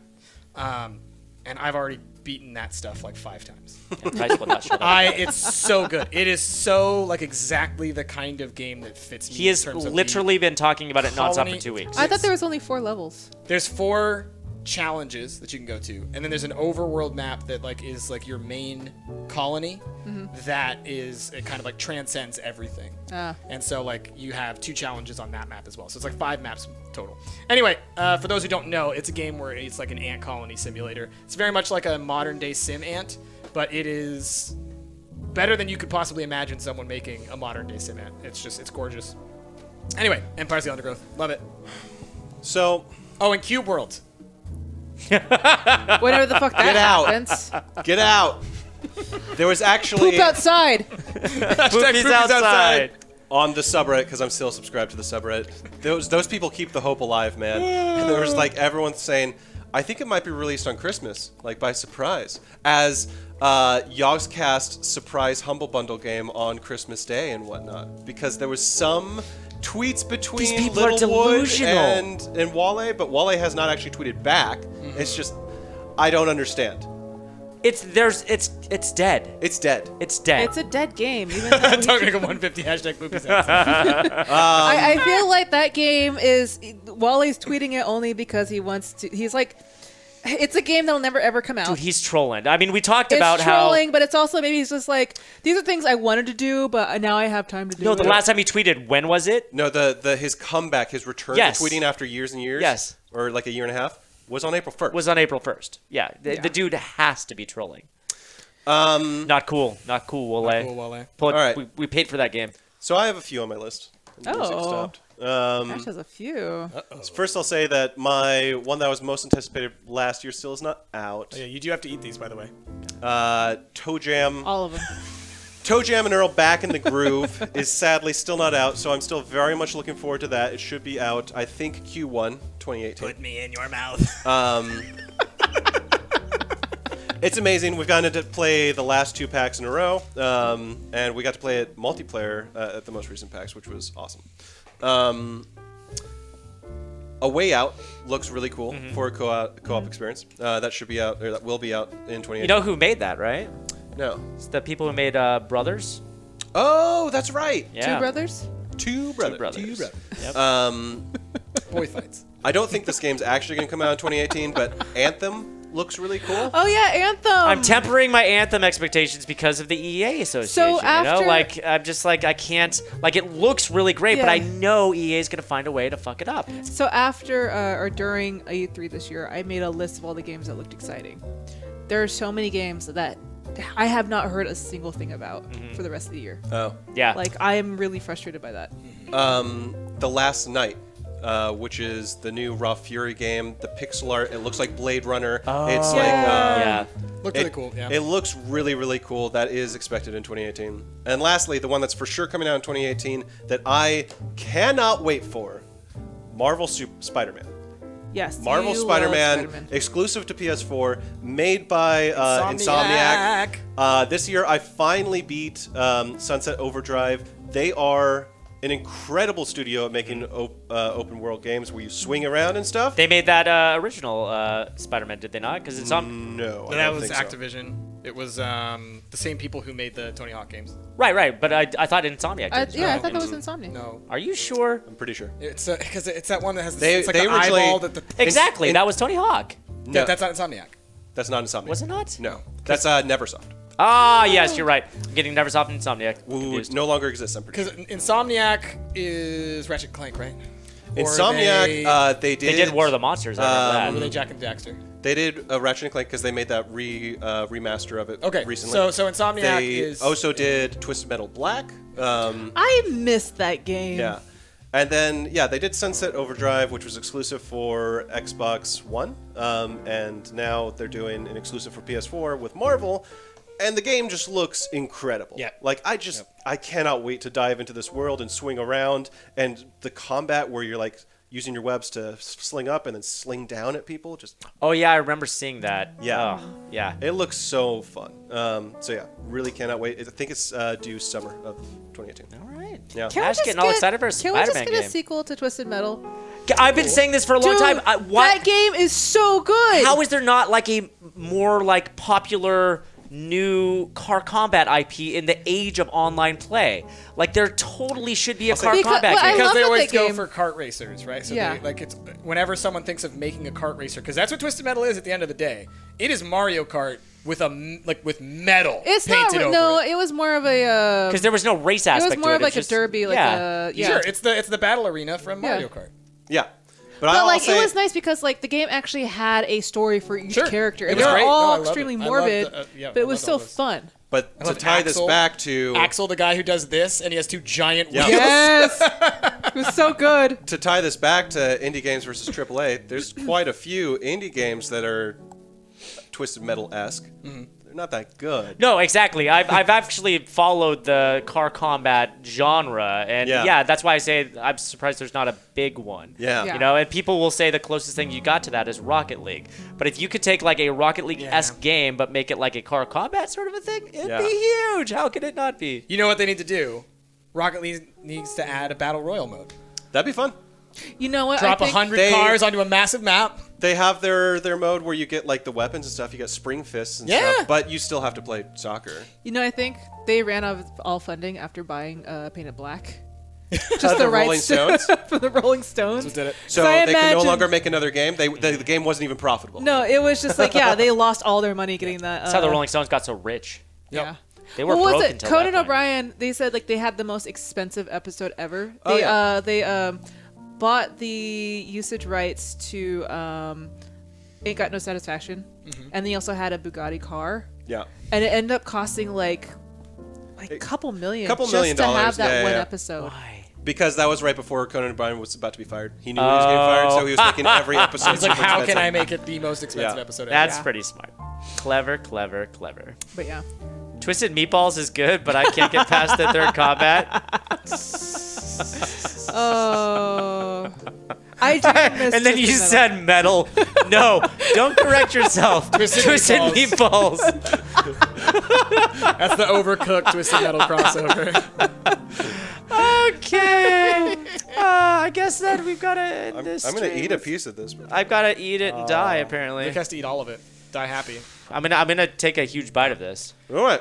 Rick, I have to say, it is amazing that it still holds in one piece. Yeah. Send it. Oh, that was a satisfying yeah. crunch. That looks good. You see that bite? That's so much Hold that up to sugar. the camera there. You got a nice bite there. Somebody knocked out. Oh, somebody knocked out a load-bearing wall. No. Really good. The royal icing's actually really tasty. It's There's all so much powdered chocolate sugar. on there too. Would you like a minty saguaro cactus? Is that? Oh, there's mint. It's like wintergreen.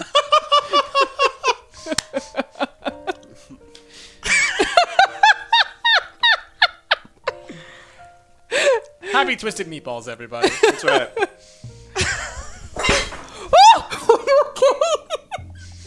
There he He's goes. died. There's a smile on his face though. He died happy. He died happy. He died Yeah. happy. We knew Yeah. what happened. All right, everyone. I think that's where we got to wrap up this podcast. I hope you guys enjoyed. I hope you guys had fun listening to us babble about our favorite games, our least favorite games, stuff like that. With that, I think you got to wait a whole extra year to see the next year in review. But if you guys want to see our last year's opinions or the year before that, there'll be links down in the description below. With that, I think that's where we're going to wrap it up. Have a great night, everybody. Happy holidays. Merry Christmas. All that stuff. See you later. Send your bereavement apologies to Mel and all that stuff. Send it to me. I'll make sure it gets to Mel. And to For all sure. you guys Totally. watching live, I'm not going to eat all of it. thank you so much for getting us 20,000. Yeah, dude, amazing. So amazing. You guys are the best. For reals. Rick, revive yourself. Call a doctor. I'm calling a young priest and an old priest. You're dead. Stay that way. God, he's gonna grunge this up, isn't he? Yep. He's gonna live in here. It already smells like poop in here.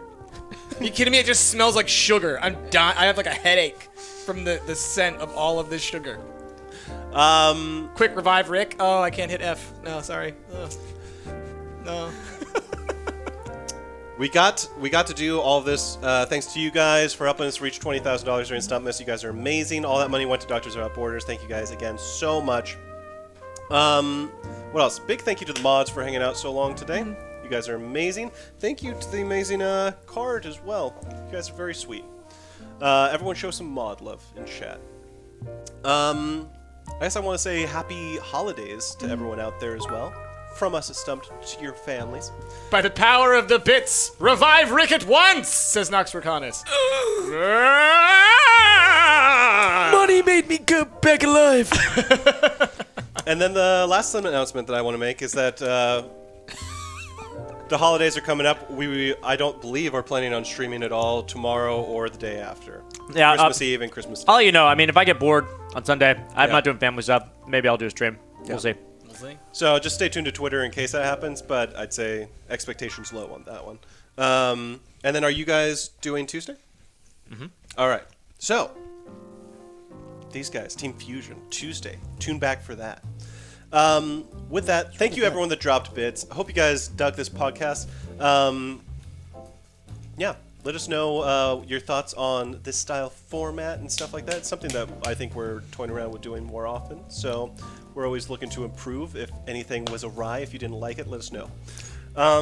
With that, have you guys a fantastic holiday. Have a fantastic rest of your Saturday. We love you guys. I've been Asher and Burke, Price and Jasmine. We'll catch y'all next time. Bye, everybody.